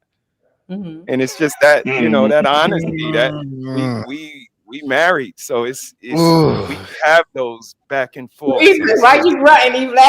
Food is usually we have a little tit for tat over, and it's minuscule because we gotta eat, but we just gotta land on something. Hey, have you ever brought something home? I know you don't. You probably don't eat McDonald's, but have you ever brought a double Whopper with cheese home and she cooked? Nah, we don't. That's the worst. Mad with you because you black. You still doing that? Yes. Have you? You tweaking?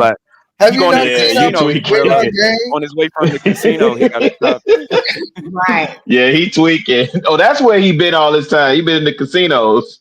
Man, I've been trying to break Louisiana for their money, man. I don't care what they talking about, man. Stay out of they turned them on to the riverboats.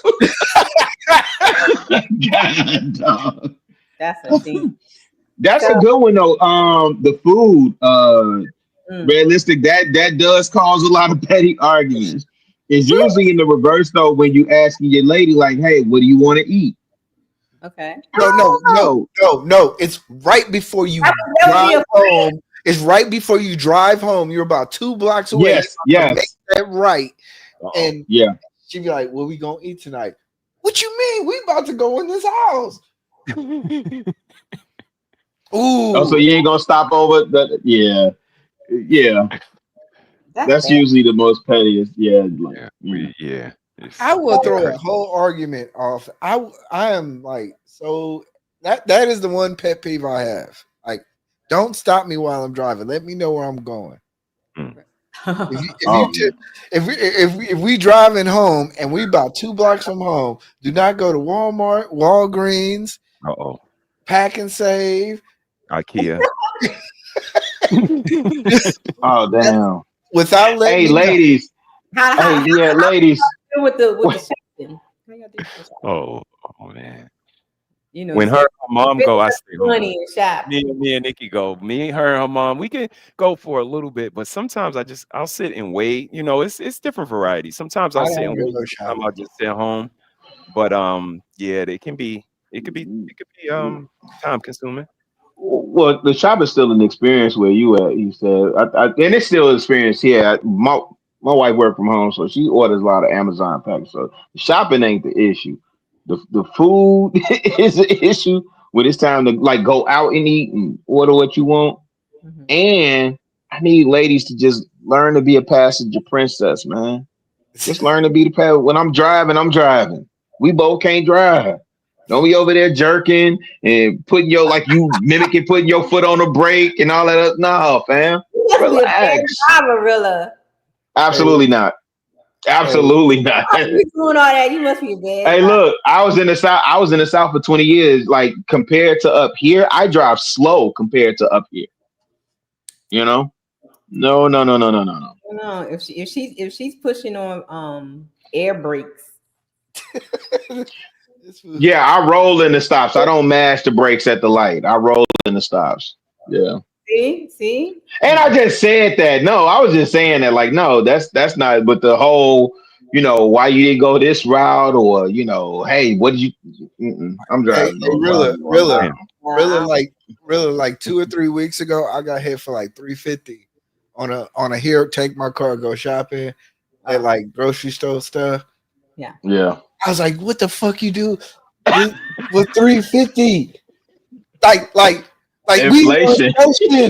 We in a okay. Bed sheets, extra towels, face towels, a whole bunch. Got this, E Black. Fight back, E Black. I was like $350. I literally had I was so pissed. It wasn't grocery shopping. It was like, it was like Target household stuff, right? Stuff for the house. Yeah. I mean, don't get me wrong. Yeah, prices up. Don't get me wrong. It was cool, but like just the audacity. Nah, you got bip. You got bip. I got bip. Yeah, I feel like I got ran nice from my blouses is in the trunk of the car right now. They're gonna come out next week sometime. Yeah, you got bip. You got bip. I got bip. I was like, because she was like, yeah, we about to go. We need to pick up some stuff. I'm thinking cleaning stuff, usual 120, 125, maybe. You thinking Dollar Tree? That's what you was thinking. I'm thinking the Dollar Tree run. No, I'm thinking the Dollar Tree run. Man, she said she came back with comforters, kids comforters. I'm like, what the fuck you get? Man, I got. That's the key for the house. That's what you got. Shout out to Mrs. E Black. That's right. Right, spending all that tech money. Spend all that tech money. Okay. But ain't enough tech for $350. That's hey, look, and y'all don't know, Mrs. E Black is a certified bona fide gangster too. So shout out to Mrs. E Black. That's a fact. Mrs. E Black. Salute. All right, since you got one more question. I got one more question for you guys. So what? This was a kind of serious one. So I know most of you guys are like in late 40s and 50s or whatever. I'm 35. What are you talking about? No, you're not. How many years experience, E Black? Right, airport. So, trying not to cry. Oh, Jesus. There is a component of being married is when you go through the aging process, right? Have you guys thought about that? Because most of you guys know, I watched my parents go through this, right? The decline of my mom's health and her actually passing away in my dad's arms. So have you guys thought about those things and how, have you prepared for it? If you did kind of prepare for it, you can't really prepare for it, but, kind of thought about those things and how would you, so could you elaborate on that part? Because that is a part of the, the marriage process and along with us getting older. Absolutely. That's crazy. Go ahead, he said. Go ahead, really. You're the oldest in us all. It's a part of marriage. I'm the oldest. No, I mean, I'm serious. Really, go ahead. Oh no, I heard he said come in. Yo, listen, pause. I was just gonna say, like, you posed that question. It's something I think so like my wife is caring for an aging mother. Her father is aging. Mother's in not hospice, but she's in a facility like nursing home. And we're concerned with that. And then my grandmother, I think we're so busy caring for our elders right now, we haven't even looked to what that looks like for ourselves outside of the basic estate planning, like life insurance and beneficiary and stuff like that. We're actually trying to focus more on making sure we're here for the longer term, right? So that's a really good question. It actually gives me pause for the cause and make sure like I address those areas still, because we've talked about revisiting the lawyer and sitting down to make sure everything is tight. But again, like you say, that's the tying up loose ends legal aspect of it. If you're talking about like the day-to-day, and I really don't know how to make this any more plain, man. Like, because I know when people hear me say covenant, like it's covenant, fam. Like that's my lady. That's my best friend. That's, man. The idea of us aging together, or even I think it ties into what you were saying earlier about like in sickness and in health. Yeah, I gotta sit with that one because I don't think she and I have entertained that so much because we have elders in our lives that we're caring for. To be honest. Yeah, I'm on mute. Let me sit with that for a second. Very sobering question, sis, and it's a humbling experience. Like I said, alluding to the procedures that the wife been through. You see, mom is with us now. That's the matriarch of our family. So seeing the beauty in it, like that's the beauty. I hear the young fellas say that, she's gonna change, and she is, but in some instances, not all, that's a maturity that she grows into, a wisdom. Like I said, the curation of our home, watching her raise our children, watching those black hairs on this 20-year-old young girl that I met. Now they are gray, salt and pepper on this 47-year-old, seasoned woman that I'm with now. And again, just being with her, seeing these things, seeing the seasoning get placed on her, it has been beautiful because it's time is what tells. Time is what stands the testament of time. So when we're able to see the work, see the fruits of our labor, it's humbling, it's sobering, and it's beautiful. So I would say just humble yourself, and like the fella said, be prepared to be there for her, like beyond the tangible stuff. Like you said, the sickness and the health, like those things are what we signed on for. So as long as no covenant has been broken, I believe these things is what we signed on to do. So I'm built for it. The proof is in the pudding, and I can't wait to see what happens next. So shout out to you, shorty. I got you. Okay, we have Alpha the First. Did anybody know who he is? Can you say something? Hey, can you hear me? Yes. Okay, if you can't hear me, let me know. I live in Southern California, and right now there's a lot of fires out here, and we got an alert that said our power is supposed to go out. So If you see my background go dark, it's not because I'm trying to hide myself. All right. So, but basically, I wanted to chime in on this conversation. Shout out to you. Shout out to the panel. Shout out to everybody in the chat. I seen that poll question that you had, is marriage really worth it? And I want to comment on that. And I'm just going to say simply, I think it's still an individual thing. I think at the end of the day, if you as a person, based on your religion, your morals, your ethics, that's something that you have to do. But from a legal standpoint, strictly legal, I'm going to say, no, it's not worth it. And it's very simple. The reason being is because I don't know where you guys live at, but I live in SoCal, Southern California. Out here, you know, people get married and on Monday, they divorce on Thursday. You know what I'm saying? Then they in the club in Las Vegas on Saturday. It is what it is. All right. I'm not from California. I moved there from the South, from the Bible Belt, New Orleans. Shout out to 504. But it is what it is. So at the end of the day, a person like myself, you know, I say it's still an individual thing. But this is the problem that I have. This is the one problem that I have with this whole conversation. And it's starting to happen to women, by the way. It's starting to happen to women. Look up the situation with Mary J. Blige. Look up the situation with Cardi B. Look up the situation with Halle Berry. All those women are very prominent, well-known, famous Black women. Whether you agree with them or not, that's not what I'm here debating. But all of those women, and soon to be Cardi B, they all gonna have to pay alimony. They all gonna have to split them assets. Okay, and we know men, for the most part, been getting that done over the last 60, 70 years. So that's my point, in the sense that the institution of marriage, I think, is a good institution. I really do. And I understand that it's something that people generally want to do. I'm not going to speak against that. But my argument is, why is it that people who fundamentally agree with marriage get married to the U.S. government, and then they get angry when they say they got to split up half? When they get angry and they say you got to pay alimony. You understand what I'm saying? Even after somebody cheated on them. That's my. I'm like, what do you think? You see what I'm saying? A couple questions real quick, Red, if you don't mind. So, would you consider yourself Generation X or Millennial?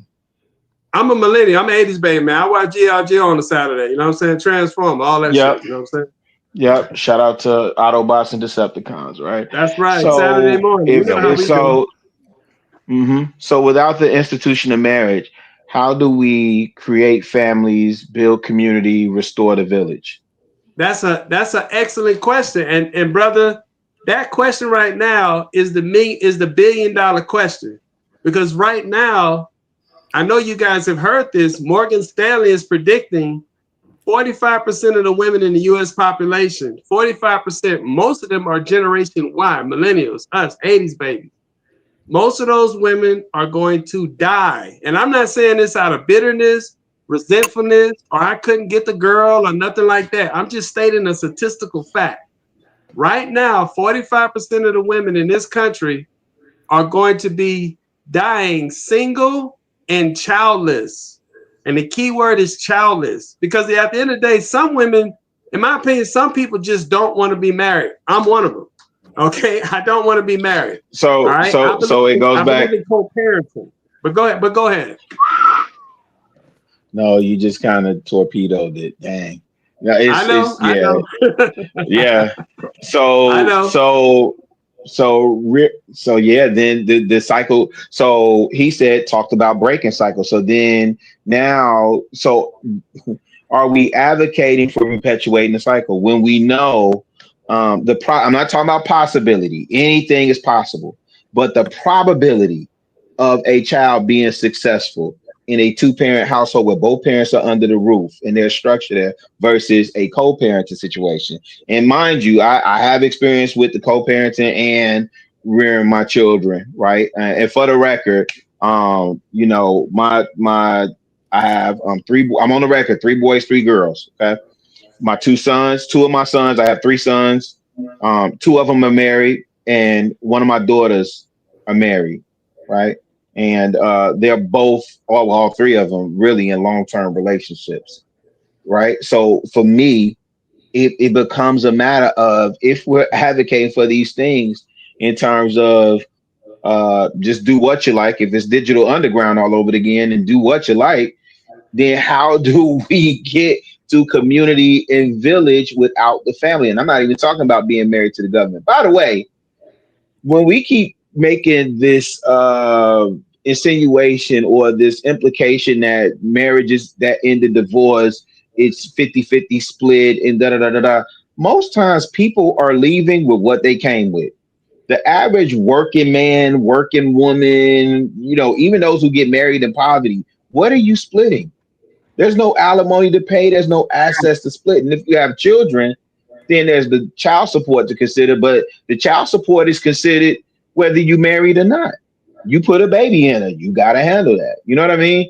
So I don't know. I guess I'm kind of working through what you're saying, but it makes me nervous when we have these platforms and this level of visibility that it seems like we're countering what we're trying to repair, right? Those of us who know better do better. I'm Generation X. I am preaching that no, I've witnessed it, I've seen it. That's not the way you want to go. And we're seeing the effects of this on our kids and society at large. We got to be advocating for family at this point. And I hate the fact that like a lot of times when people, you know, say those things, they use celebrities in their divorce as the example. Child, these regular people is not paying no thousands of dollars in alimony. That is not happening. Mm-hmm. You cannot compare Cardi B and you know, all those other rich people that's getting divorced and stuff, and people paying, because the average man is not doing it because they don't make enough to do that. So yeah, I hate when people use that example. Well, my argument is basically. Hold on. Go ahead, brother. The only man that I've ever seen not recover from his divorce is the individual who is only dependent upon his wife. Right. I've never seen a man like I have some uncles and I have one uncle. He got divorced, and the street name is named after him. Like we're talking old backwood Tennessee shit, you know. And he left, created a whole nother family. I think, man, I understand the angst or the worry about personal finances, but there has to be some type of faith. If you believe in God, you have to have faith. And I don't believe God has put me on here to struggle or to have any type of downtrodden based on my decisions that I've made in his honor. You know, when I took this woman up, and that's just my opinion. Mind you, that's my opinion. That's not logical opinion that you may not want to hear, but based on my opinion and the type of individual I am, I'm like, look, any type of decision that I've made, God is going to see me through those decisions. Now, if I go down 50%, but that's not the worst that I've been in. I've went down 100% in my life. The way I was raised. You feel me? Like you from New Orleans, right? Yeah. So you've been down, right? Oh man, I was homeless for 2 years. Yeah, so ain't no female gonna bring you down. So that's the way I see it, and I know that's not the logical way because some people want to say, "Hey, you made 100,000, now you got to split 50,000. Now you got 50,000 to live with taxes, apartment, 2.5 bedrooms. You know, all that numbers make up." But what I always tell people is, has God not made a way in your life anyway? And you've made a covenant with God, and has God always promised you something that you was going to make it through, right? My argument, brother, is this, and you're not answering my questions. You're listening, but you're not answering my question. What is the question? What is the question? Have you made a covenant with God? No, I've never married any woman. No, I have not. Okay, I'm just asking. If you make a covenant and that's before God, right? Right? Yeah, if that's your religion, yeah. That's what your religion says. That woman leaves, right? Yes. Does God not say that I'm going to bring you through anything, right? Yeah, that's what he says. Okay. So you have to trust the process. So that's where I come from.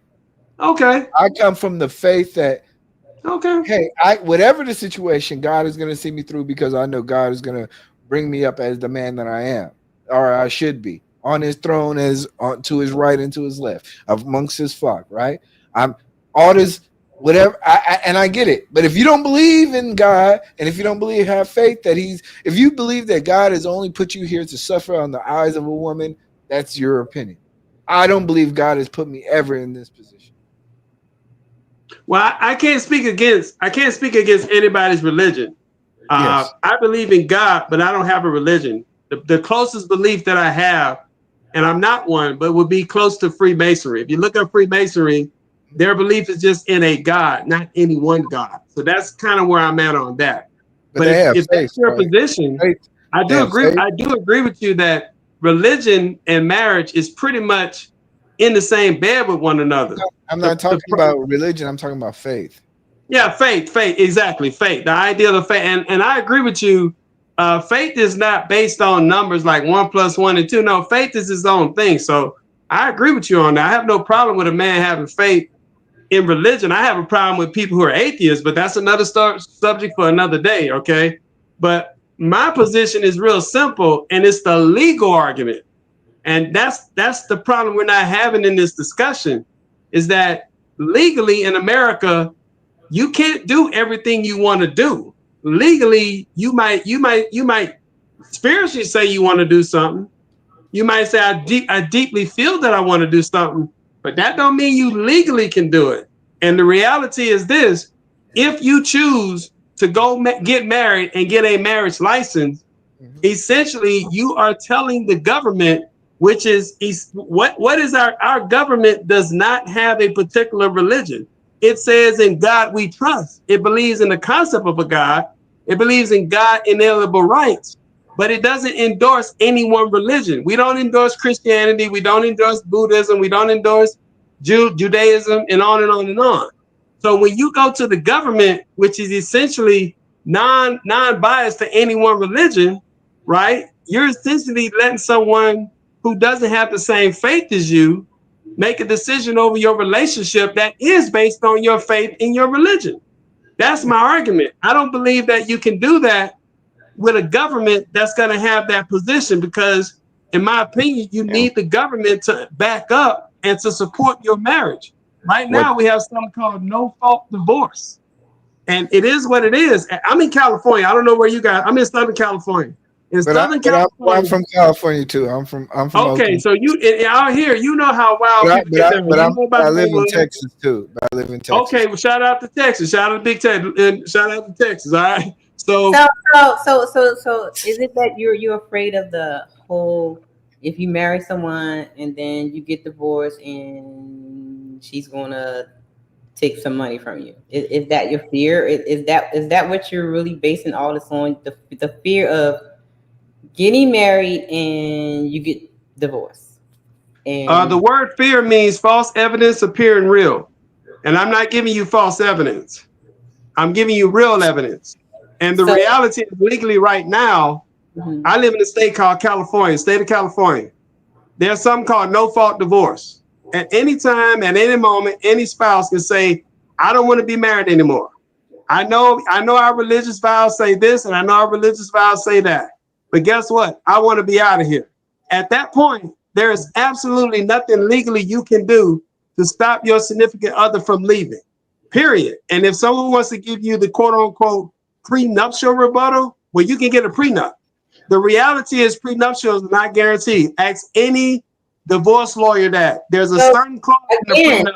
Again, I asked you, so your basis is solely on money is what you're afraid of. No, it's not. That's not my main argument. No, that's not my main argument. Get the prenup and she gets the alimony and all that. It's not.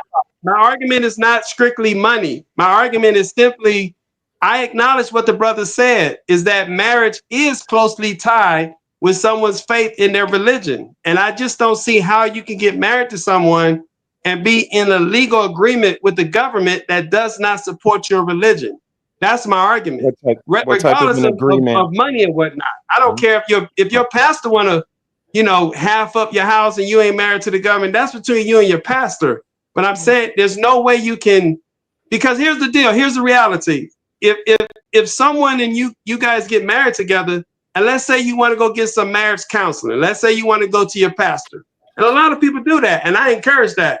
I don't encourage people to get divorced. I don't do that, and I don't encourage men or women to not get married. I'm just encouraging them to educate themselves on what they're doing with our U.S. government. I just don't understand why people can't seem to get that concept.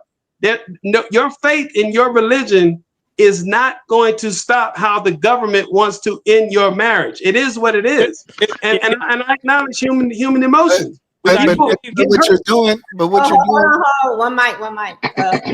I'm sorry. Bandit attorney Aaron is in the house. Let the bandit attorney in there. Okay, go ahead. Yeah, I was saying for Alpha, I don't know, is your screen cracked or is your neck just ashy? I mean, come on, man. I've been working all day, brother. Come on, man. Because we gotta have what kind of response is that, man? The new shea butter is amazing. So so if you are that concerned about taking an L, are you encouraging young brothers to use condoms and masks? Is that part of your message? Okay, well, number one, brother, when we have a civil discourse, it's called an ad hominem. What you did is an ad hominem attack. You attacked me personally, and yes, I am quote unquote looking rough right now because I've been working all day. I just said that we have a fire in my area, and my lights might be cutting out because I live in Southern California. We got a fire. So I don't know if you heard that. Maybe you didn't, but don't ever enter a chat with an ad hominem. You're attacking me, and I don't even know you, brother. So how's that civil discourse? Okay. Let's get it together. Go ahead and ask. All right. Number two, to answer your argument, I advocate for people. Of course, I'm going to advocate for people to use protection when they engage in sexual activity. Why would I not do that? So I don't understand the logic of your question. Can you explain the logic? I'm saying that needs to be as big a part of your message as your anti-marriage conversation. Because I never said I was anti-marriage. Did I not say that? What I heard was very anti-marriage from what I was hearing. Well, if you interpret it as that, I can't. Here, I'm gonna make it very plain and clear. My argument is this: if you want to get married, get married. I have no problem with that. The problem I have is people getting married, and then when it doesn't go right, they develop this deep bitterness and resentfulness towards the institution of marriage and things because they didn't understand the U.S. laws. That's my argument. Don't get married and you don't understand the U.S. laws. What did the U.S. laws do? Well, number one, when you get married to somebody, I don't know if you know this, but legally, you and your significant other, whoever that might be, I'm not judging, you are one under the law. Legally speaking, you guys are one. You one under God too. Yeah, and from a religious standpoint, you are one. Everywhere you look around, you at one. So what is I don't understand. What I'm saying is that whenever I've seen people get married, and I'm not just talking about celebrities, but everyday people get married and they have their religious faith and their religious doctrines.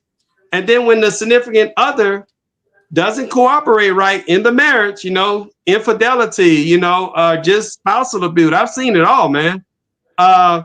Then they get angry about the institution of marriage and they bring that bitterness until the next relationship.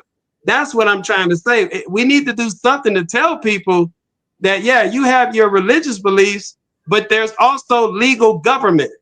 And the legal government right now, it doesn't account for your faith in your religion. That's just the way it is.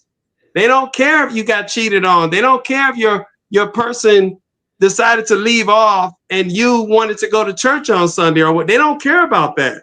All they care about is splitting up those assets and making sure the welfare of your children is safe and secure after that marriage ends. That's my argument.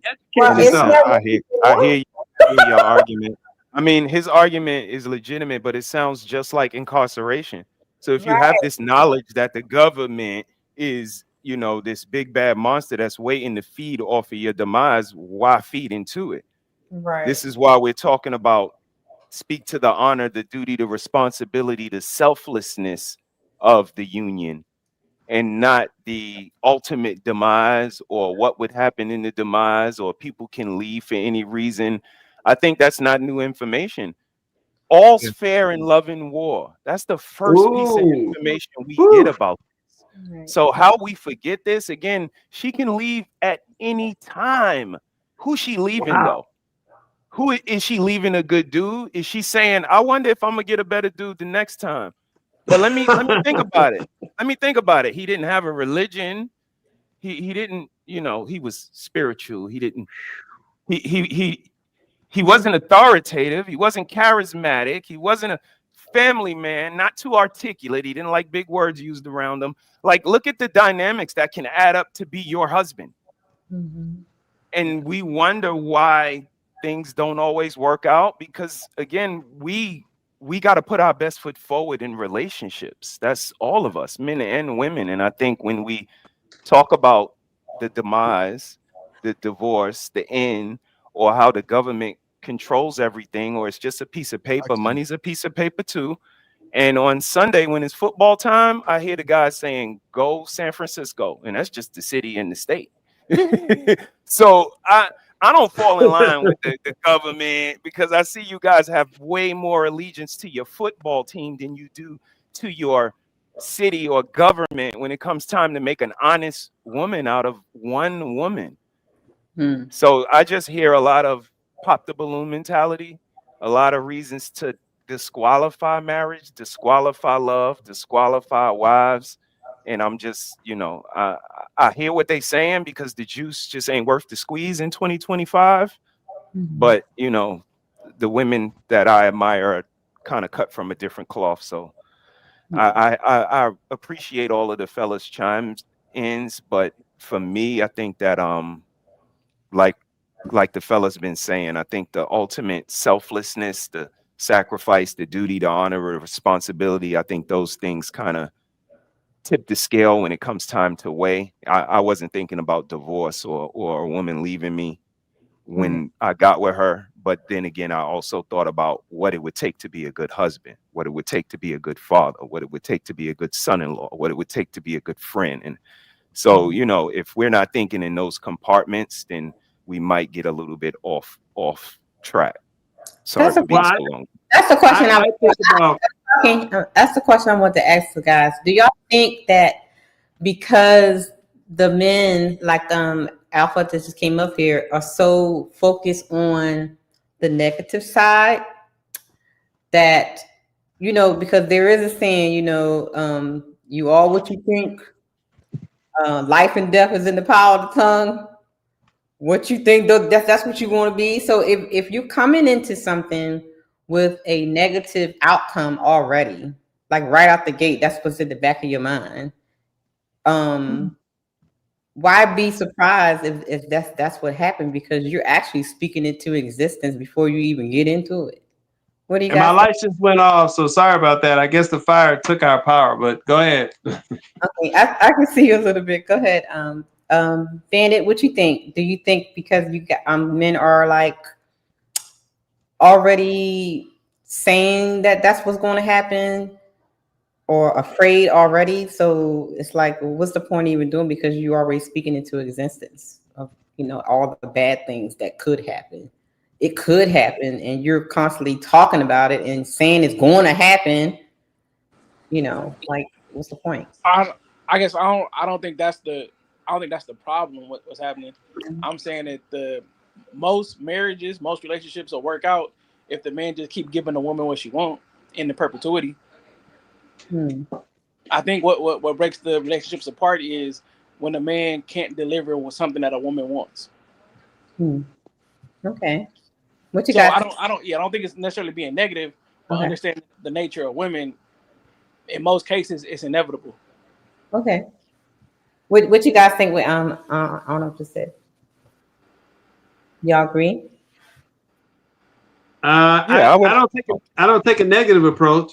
I don't think it's a negative approach. I think it's called a wholesome approach. Whenever you're dealing with anything in life, you got to look at both sides. That's in anything in life. Everything has a negative. Everything has a positive. I consider myself a positive person. I'm a Leo. You know what I'm saying? That's pretty much part of my zodiac, if you believe in all that stuff.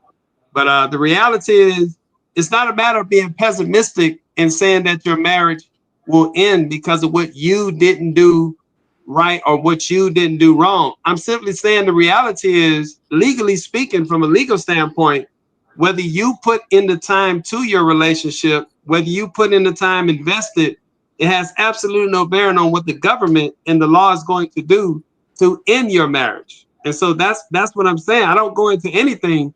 I don't go into any situation thinking I'm going to lose. If I go up and talk to a girl, which I do very frequently, the worst thing she can tell me is no. And that's a good thing to me, because at least I know she's not interested in me. But I also still do it. It's like playing baseball, you know.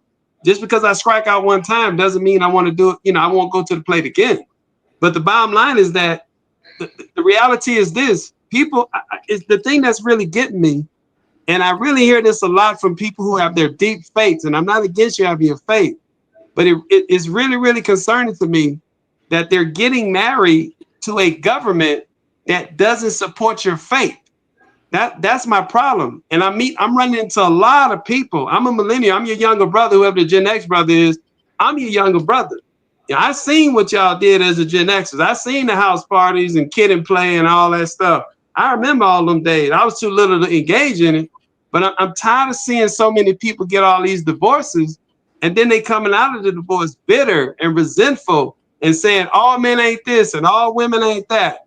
When all they had to do was understand that that was going to happen regardless of what you did in the marriage, of regardless of your faith. That's what I'm talking about. Teach people about. Well, that's you can tell a person that all day, but you can't change or help somebody's emotions. That's just a person's actual. That doesn't make sense. Yeah, because, but I don't try to help emotions. Tell me no, because what you just said is they become bitter and they say this. Yeah, they're in an emotional state for what they feel that they have been done wrong or whatever. You can talk to you blue in the face, but you can't change or help a person what they feeling inside about a situation that they're going through. That's not what I'm implying. It's not that I'm trying to. I misstated. What I'm simply saying is that I think that more people would be more responsible, and they would be more cautious of who they choose to get married to if they really understand the full legal ramifications of it. That's what I'm trying to say. Because I know two people right now in my neighborhood, two men right now. One of them is from Spain, and they're two white guys, and the other one is from America. It's funny, you know, England versus America. The guy from Spain, he got married. He married his wife, and it's unfortunate they just got a divorce. But he doesn't have a really negative outlook on it because nothing happened to him legally because he came here as an immigrant, and his wife came here as an immigrant. So she didn't want to get exposed and all that stuff. So that kind of helped him out. The other guy, he technically wasn't married. He technically wasn't married to her, but they split up. You see what I'm saying? And he had a little bit of bitterness about it, you know, and that's what I'm saying is that I think once people understand the full ramifications of what they're doing legally, I think that will give people a better mindset going into the marriage versus finding out later on. That's my argument. Just educate them about what could happen. Not saying it's going to happen, but from a legal standpoint, legally, the government is going to end your marriage the way it wants to end your marriage. That's a fact. That's what I'm talking about. Okay. How would you want to end the marriage? So your perfect way of ending the marriage, she gets nothing, he gets nothing, whatever. We just split up, or however. So no child support, no just leave. That's your perfect way of ending the marriage. Well, let me say this up front. I am not against men paying child support. I'm gonna say I know a lot of men gonna give me slack over that, but that's okay because if you laid down and made it, you need to get up and take care of it. Period. That's my position on child support. Now, should a woman abuse the child support? We all know what goes on. Blah blah blah. I don't want to get into that, but so the child support is not quote unquote my issue. I don't really debate people on child support because at the end of the day, you got to take care of your child. It is what it is. I'm never gonna advocate to not take care of your child. But in terms of marriage, this is how I see it. Because let's be honest, you don't need to get married to have a family. I know some people may not religiously. All that whole 45 minutes. Wait a minute. So the whole time you've been talking, all you could have said is, you don't have to get married to have a family, so you don't have to have papers with the government, and the government decides who gets what if it falls apart. You went through this whole stuff about emotions. That's not true. That's not true though, because there's something called common law marriage. You just said it, sir. You just said you have to get married to have a family. What are you I mean, Bandit came up and was absolutely right when he came up and said, "I hear a bunch of rhetoric that is anti-marriage," and you were like, "I'm not anti-marriage. No. I'm not anti-marriage. Your rhetoric, sir. Your rhetoric. Sir, you just said maybe I'm not explaining it correctly. Yeah, no, you're explaining here's the deal. Here's the deal. It's simply this: if you want to get married, get married. I'm never going to tell someone not to get married. My problem is they don't understand the legal aspect of getting married to the government. Like she asked me a question. She said, "What is your ideal way of getting married?" That's what she asked me. My ideal way of someone getting married is to not have marriage in the government. Make it a private situation. If you want to go between you and your pastor, your rabbi, let it be just that. But don't put Uncle Sam involved in the institution of marriage. That's my argument. Were you in the service, Alpha? Yes, sir. I'm retired military. God damn it! So he could be your uncle then. But you see that, sis? He could be my uncle when he's sending me a check and giving me a lower APR rate on my house and my car. Why not? Somebody got to do the job. Somebody got to do it. But when it come time for him to be your uncle to make an honest woman out of a woman, he say no, but he not against marriage. Bandit, you want to take over from here? Not against marriage.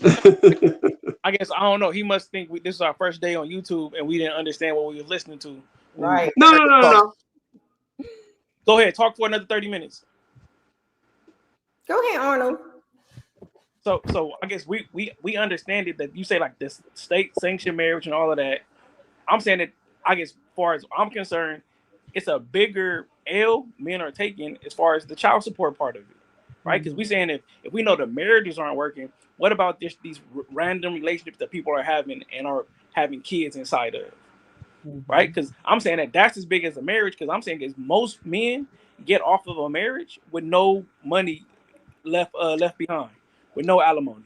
Right? You got kids, you on the hook. Right? So look, if she wants you on the hook, you on the hook. With alimony, it don't work like that. So I'm saying that the bigger part that what we should be talking about against is having these babies irresponsibly. I think that's more of a detriment to men than marriage. So when I'm looking at marriage, getting married to the right woman could help you as a man. I don't see it as hurting you, especially if you are a middle class, everyday black man. Because what do you have to lose if you in the middle? Because you're not going to end up on alimony. 80% of the time end up on alimony. That's a myth. I said that. And we gotta understand that part. So I'm saying if we want to build better black families, they do look like two black people committed to each other long term. Well, I mean, I'm not going to sit up here and try to argue against your personal beliefs. I mean, what you said, most of the stuff I agree with you, but I don't know if I'm really expressing the argument that maybe I'm not using the best words, but my argument is really simple: is that I don't think people should be legally married to the government. I just don't. That's just my opinion. I don't have a problem with you doing it on a private matter between you and your religious institution. I just don't like it that I mean, right now, man, and I'm not trying to hate on nobody. You know, in California, man, we got all kinds of marriages going on. We got 5 people marrying each other, 5 men, 3 women. I mean, it's all over the place out here in Southern California. So when I see stuff like that, I'm like, you know what? Let's just take it out of the government and make it a private matter. My argument to you guys, why do you want it to be in the government? That's what I'm trying to figure out. Why do you want your marriage inside the government? I guess I'm saying you must be one of them nation building sovereign citizen types. So that's cool. I live I'm on government day. When I wake up, I stop at the government red lights. right? I make a right at the government turning signals. I get on the government freeway, right? So, I'm indoctrinated. I'm sorry, bro. I'm a slave to the government. So, as far as marriage, I was owned by the government. Marriage is a part of this process. You went to the government school, right? You got your government diploma, right? You were a I forgot what the word is. You were property. I was property of the U.S. government. I was. But we saying that you stopping short of getting married. Yeah, because that's the reason why, man. When I don't know, I presume nobody up here served in the military. And you guys are right. That's one of the reasons why I don't want to be married to the government. I was owned by the government for 20 years, man. I didn't get a chance to do all the Girls Gone Wild on MTV. I was sleeping in the mud. You know what I'm saying? So when you go through something like that, man, and you come out of it, the first thing you learn is how to limit yourself in terms of your interaction with the government. I'm not one of those sovereign citizens. No, I mean, I pay my taxes like everybody else, but I just don't So you're understand why actually describing yourself, because you're describing yourself as the person that you're talking about. You were jaded by a situation, and now based on that jadedness, you've made a perception that you no longer want to be in line with the government being yada, yada, yada. No, I don't want my relationship with the government. Right. I don't want my Again, relationship whatever with the government. perception you formed at the end, it's no different than the people that you criticize and you say you guys have been in relationships, you were hurt for whatever reason, and now you want to come out on the other end and charge people for what the last person did or bleed all over new people. It's no different. You've been through something, you had a perception based off that, and now you move a certain way based off what you've been through. And I wouldn't disagree to an extent. I think no one has to pay the bill at a restaurant somebody else ate at. Absolutely, I would never do that. But that's my standards. I'm the one that's going to say, I'm not going to allow you to charge me for the dinner that Alpha ate.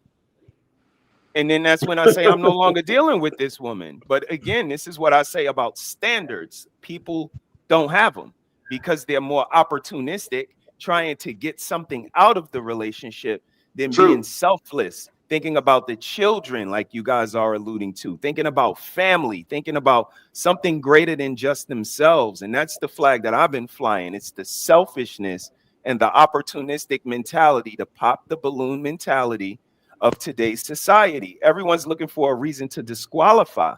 And we can't use the government but be a San Francisco 49ers fan. We can't use don't bleed all over everybody. And we have been in situations and now we've formulated an opinion. We can't do it. We can warn. We can say, if it was me, here's what I would do. And young people, take heed to the message. Shout out to Take Heed. But to say, people are coming out jaded, and I don't think that they should be treating people this way after they get out of relationships.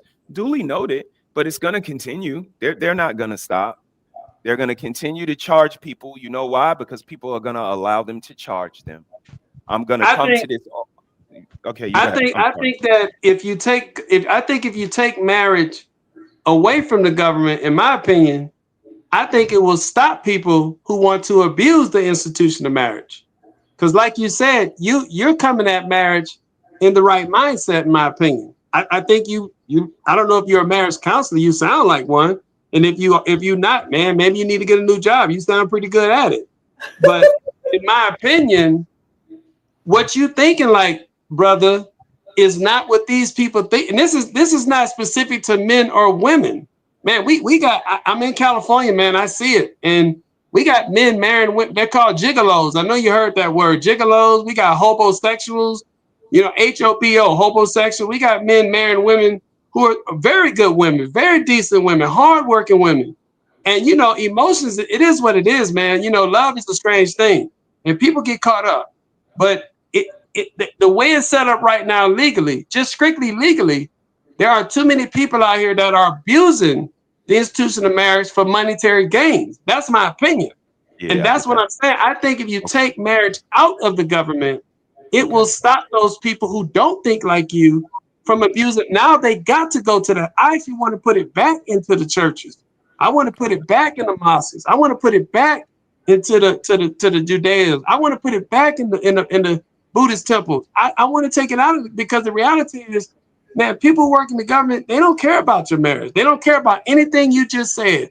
All the stuff you said is exactly correct. But there are opportunistic people who are taking abuse of this institution. And I think if we take it out of the government, it will stop that abuse, full stop.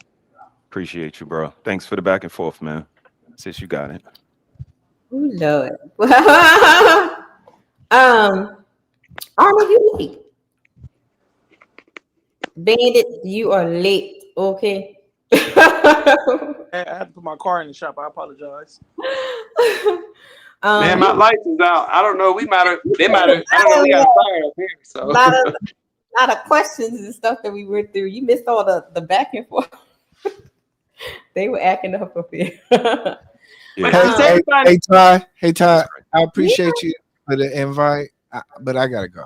Yep, I'm about to close out too. Now I'm the person that gotta leave, and y'all all leave. Okay. No, we have to do final thoughts. Blame me, Black. Hey, I gotta roll, y'all. Let me go check on the fire. Y'all be easy, man.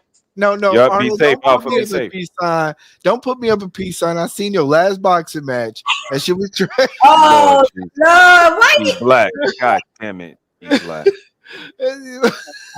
Arnold. Oh Lord, we got to get you back in the gym, man. Hey, look. So what I tell people, bro? Hey, you might win the fight, bro, but you gonna have to take that first beating, though. You was swinging though, but I ain't gonna, bro. We got to get you in the gym, bro. You got them things, but your tank is like a scooter, man. You gotta be dropping them 4Ds on them. I gotta go. I do gotta go. But salute to everybody. Hey, I'll holler at y'all. Hit me up in the back. Thoughts, Black. Your final thought. Final thoughts, Black. Final thoughts. Hey, this was fun. Great discussion. But it's time to shut it down. We are sleepy. It is time to end the show. But first, let us hear your final thoughts. Let's shut this down, but first, let's get these final thoughts.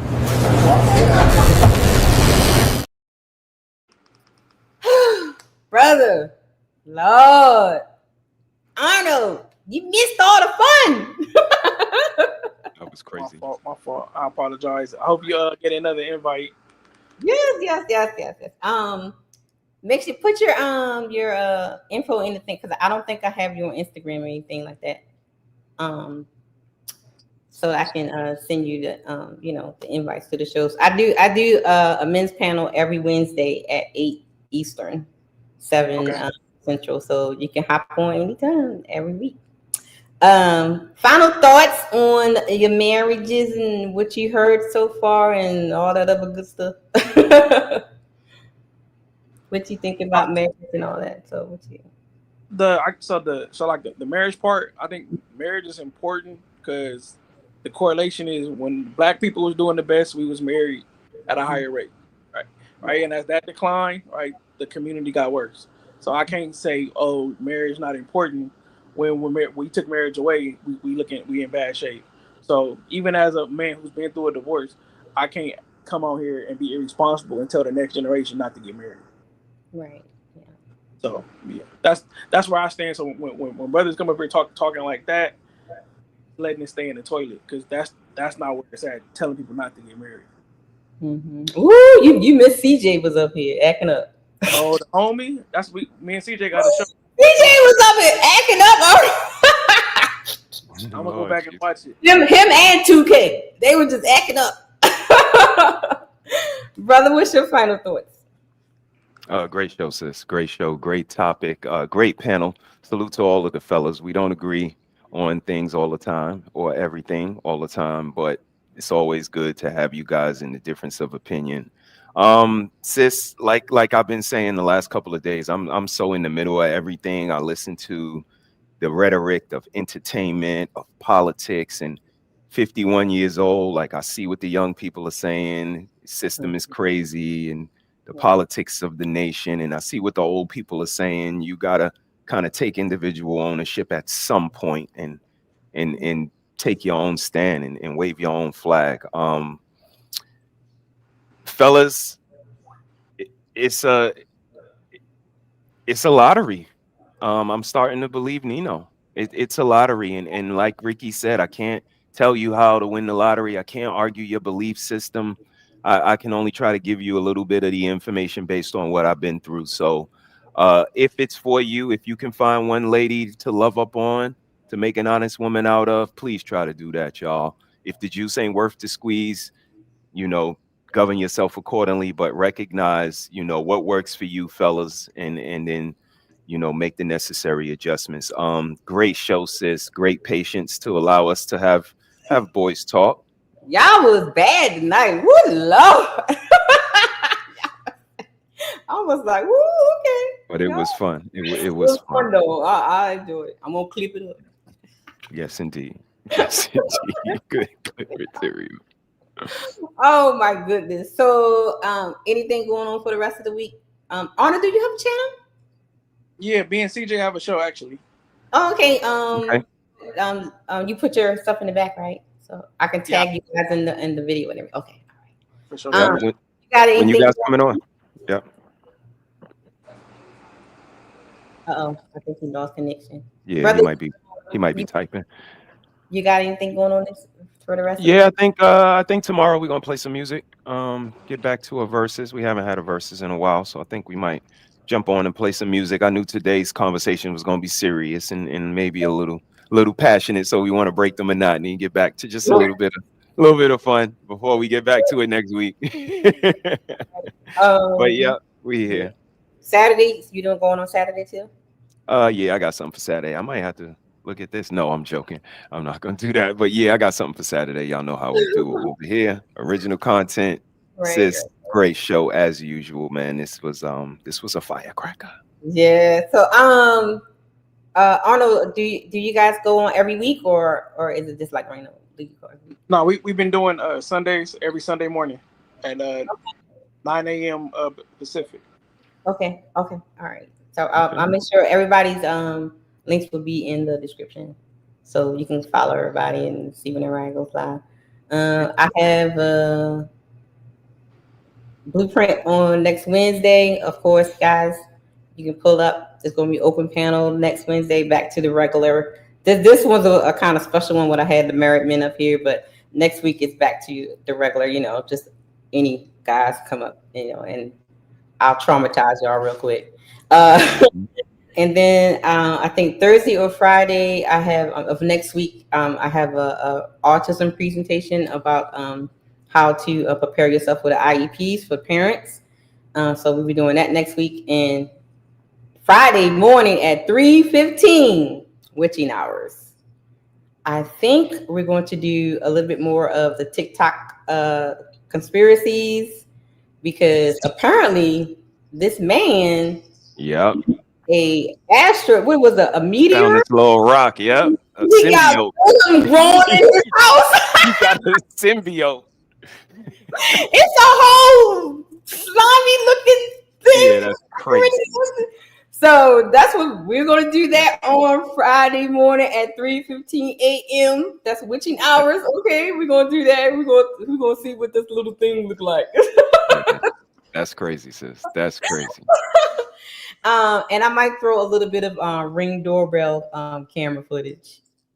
Okay. You could be doing the weirdest thing on the Ring door camera. Who you Like telling? this one man was doing DoorDash, and he must have had an STD. Oh Lord. So, Is that a new restaurant? Is that a new restaurant you get food from? God damn It was it. burning down there. So he took the people's cold drink. It was like rubbing it on his Oh we. and put it down, rang the doorbell, and let them know their food was out there. Nice. After he done rubbed his STD thing all over there. All over they Sprite. And look, he didn't know he was on camera. They caught him on camera doing a whole. And then he was going back to his car, just digging this. Ouch.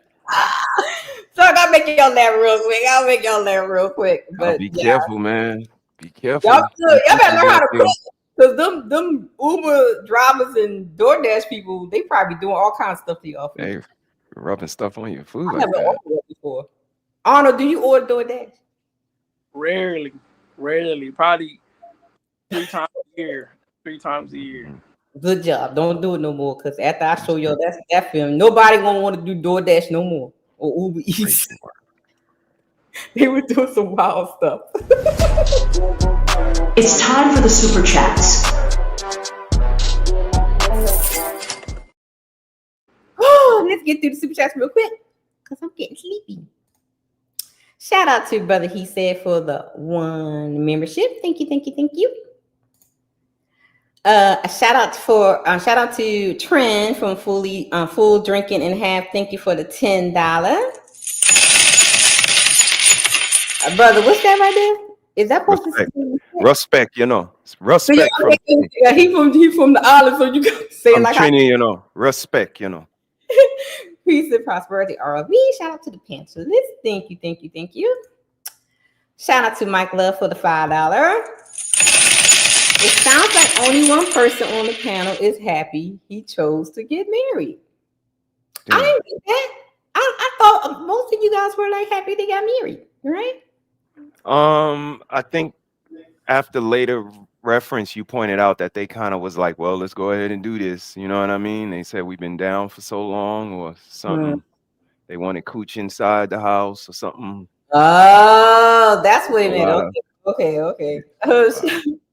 Shout out to Tio for being a member for 7 months. Shout out to Carl Anderson. He became a member. Salute Tio. Salute Carl. Then Carl came back and gifted 1 membership. Thank you, Carl. Salute. And of course, my boy Tio came back with 5 memberships. Thank you, Tio. Let's go. Salute Tio. Then a doctor still came with the $5. Marriage is still an option. Security. I don't say her name away. We don't say that. Marriage is still an option. We leave it right there. CJ with the 199. Sorry, Red. I'll make it up to you. Yes. Okay. Damn. No, you have to be no driving and not. Back. Was he at the penitentiary? When he was at the game or penitentiary? Where he was at? Somewhere. Lord Jesus. I think he might have been at a game or something. So he had to start work. I don't know where he was at. Have a good shift, CJ. Be safe, bro.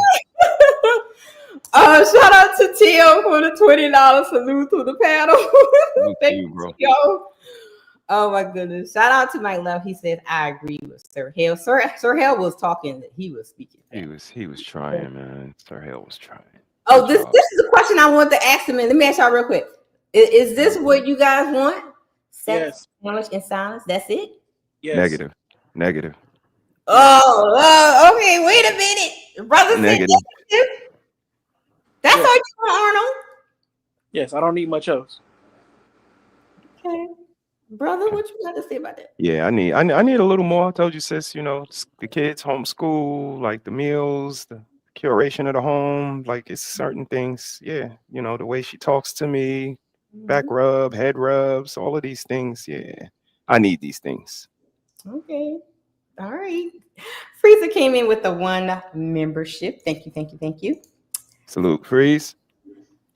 He came in with the thank you for having me read. You know, you always love it. One of my ones. Been about almost 5 years, Hink. We've been rocking together. Yes, indeed. Shout out to Tio with the $5. To be honest, I think a large minority is leaving, but I think majority of men today are staying. Do y'all think that's true?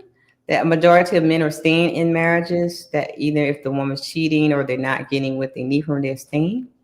Yeah, they staying. Men are staying unhappy. Yeah, I can't go against what the men are saying. Yeah, I wouldn't disagree. Okay. I think they're staying too. They probably tired. They don't got time to be doing nothing else. So they be like, Mel, pick it out there. Shout out to Mike Love with another $5. Is staying a difference between generations? Yes. You think the older generations are staying and the younger generations, or is it vice versa? The women had to stay. They didn't have as many financial options or opportunities. I think you're talking about the men. Is the men staying a difference between generations? Extra stay or the younger generation staying, or is it vice versa? Who's staying the most? I still don't see men leaving. I don't, on either generation, I don't see men leaving like that. Damn. That's I a good see, I see older men staying right more than younger men because younger men have more knowledge of the options and again all of these different talking points and information they get to put in and have a lot, so they're aware of kind of what they're up against versus the men of latter. They were more duty based, more like Bandit said, more driven to silence, lack of embarrassment, keeping coochie in the house. So all of these things might have played a part in that. Yeah. Okay. Michael Love came back with another fighter. Damn, Uncle Rick won't help his son or nephew. Oh, because he said he don't got no advice for. Yeah. Now he said, y'all got this. Y'all got it. Y'all got this. All right. Well, guys, I'm sleepy. I am tired and I'm worn out. Thank you, Arnold, for showing up. We gotta come by more often. Make sure everybody subscribe to everybody that's in the description so we can support each other. I'll see you guys at 3:15 a.m. on Friday so we can look at this alien thing that this man found on the media.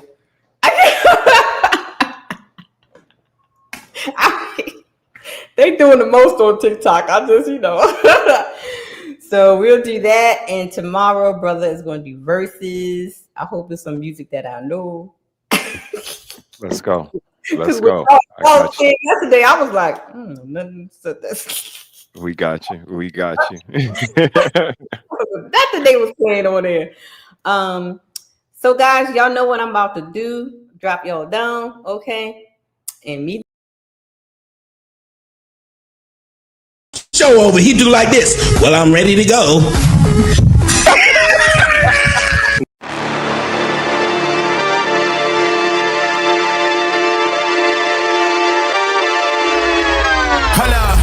Why do they doubt the kid? I'm about to prove them all wrong again.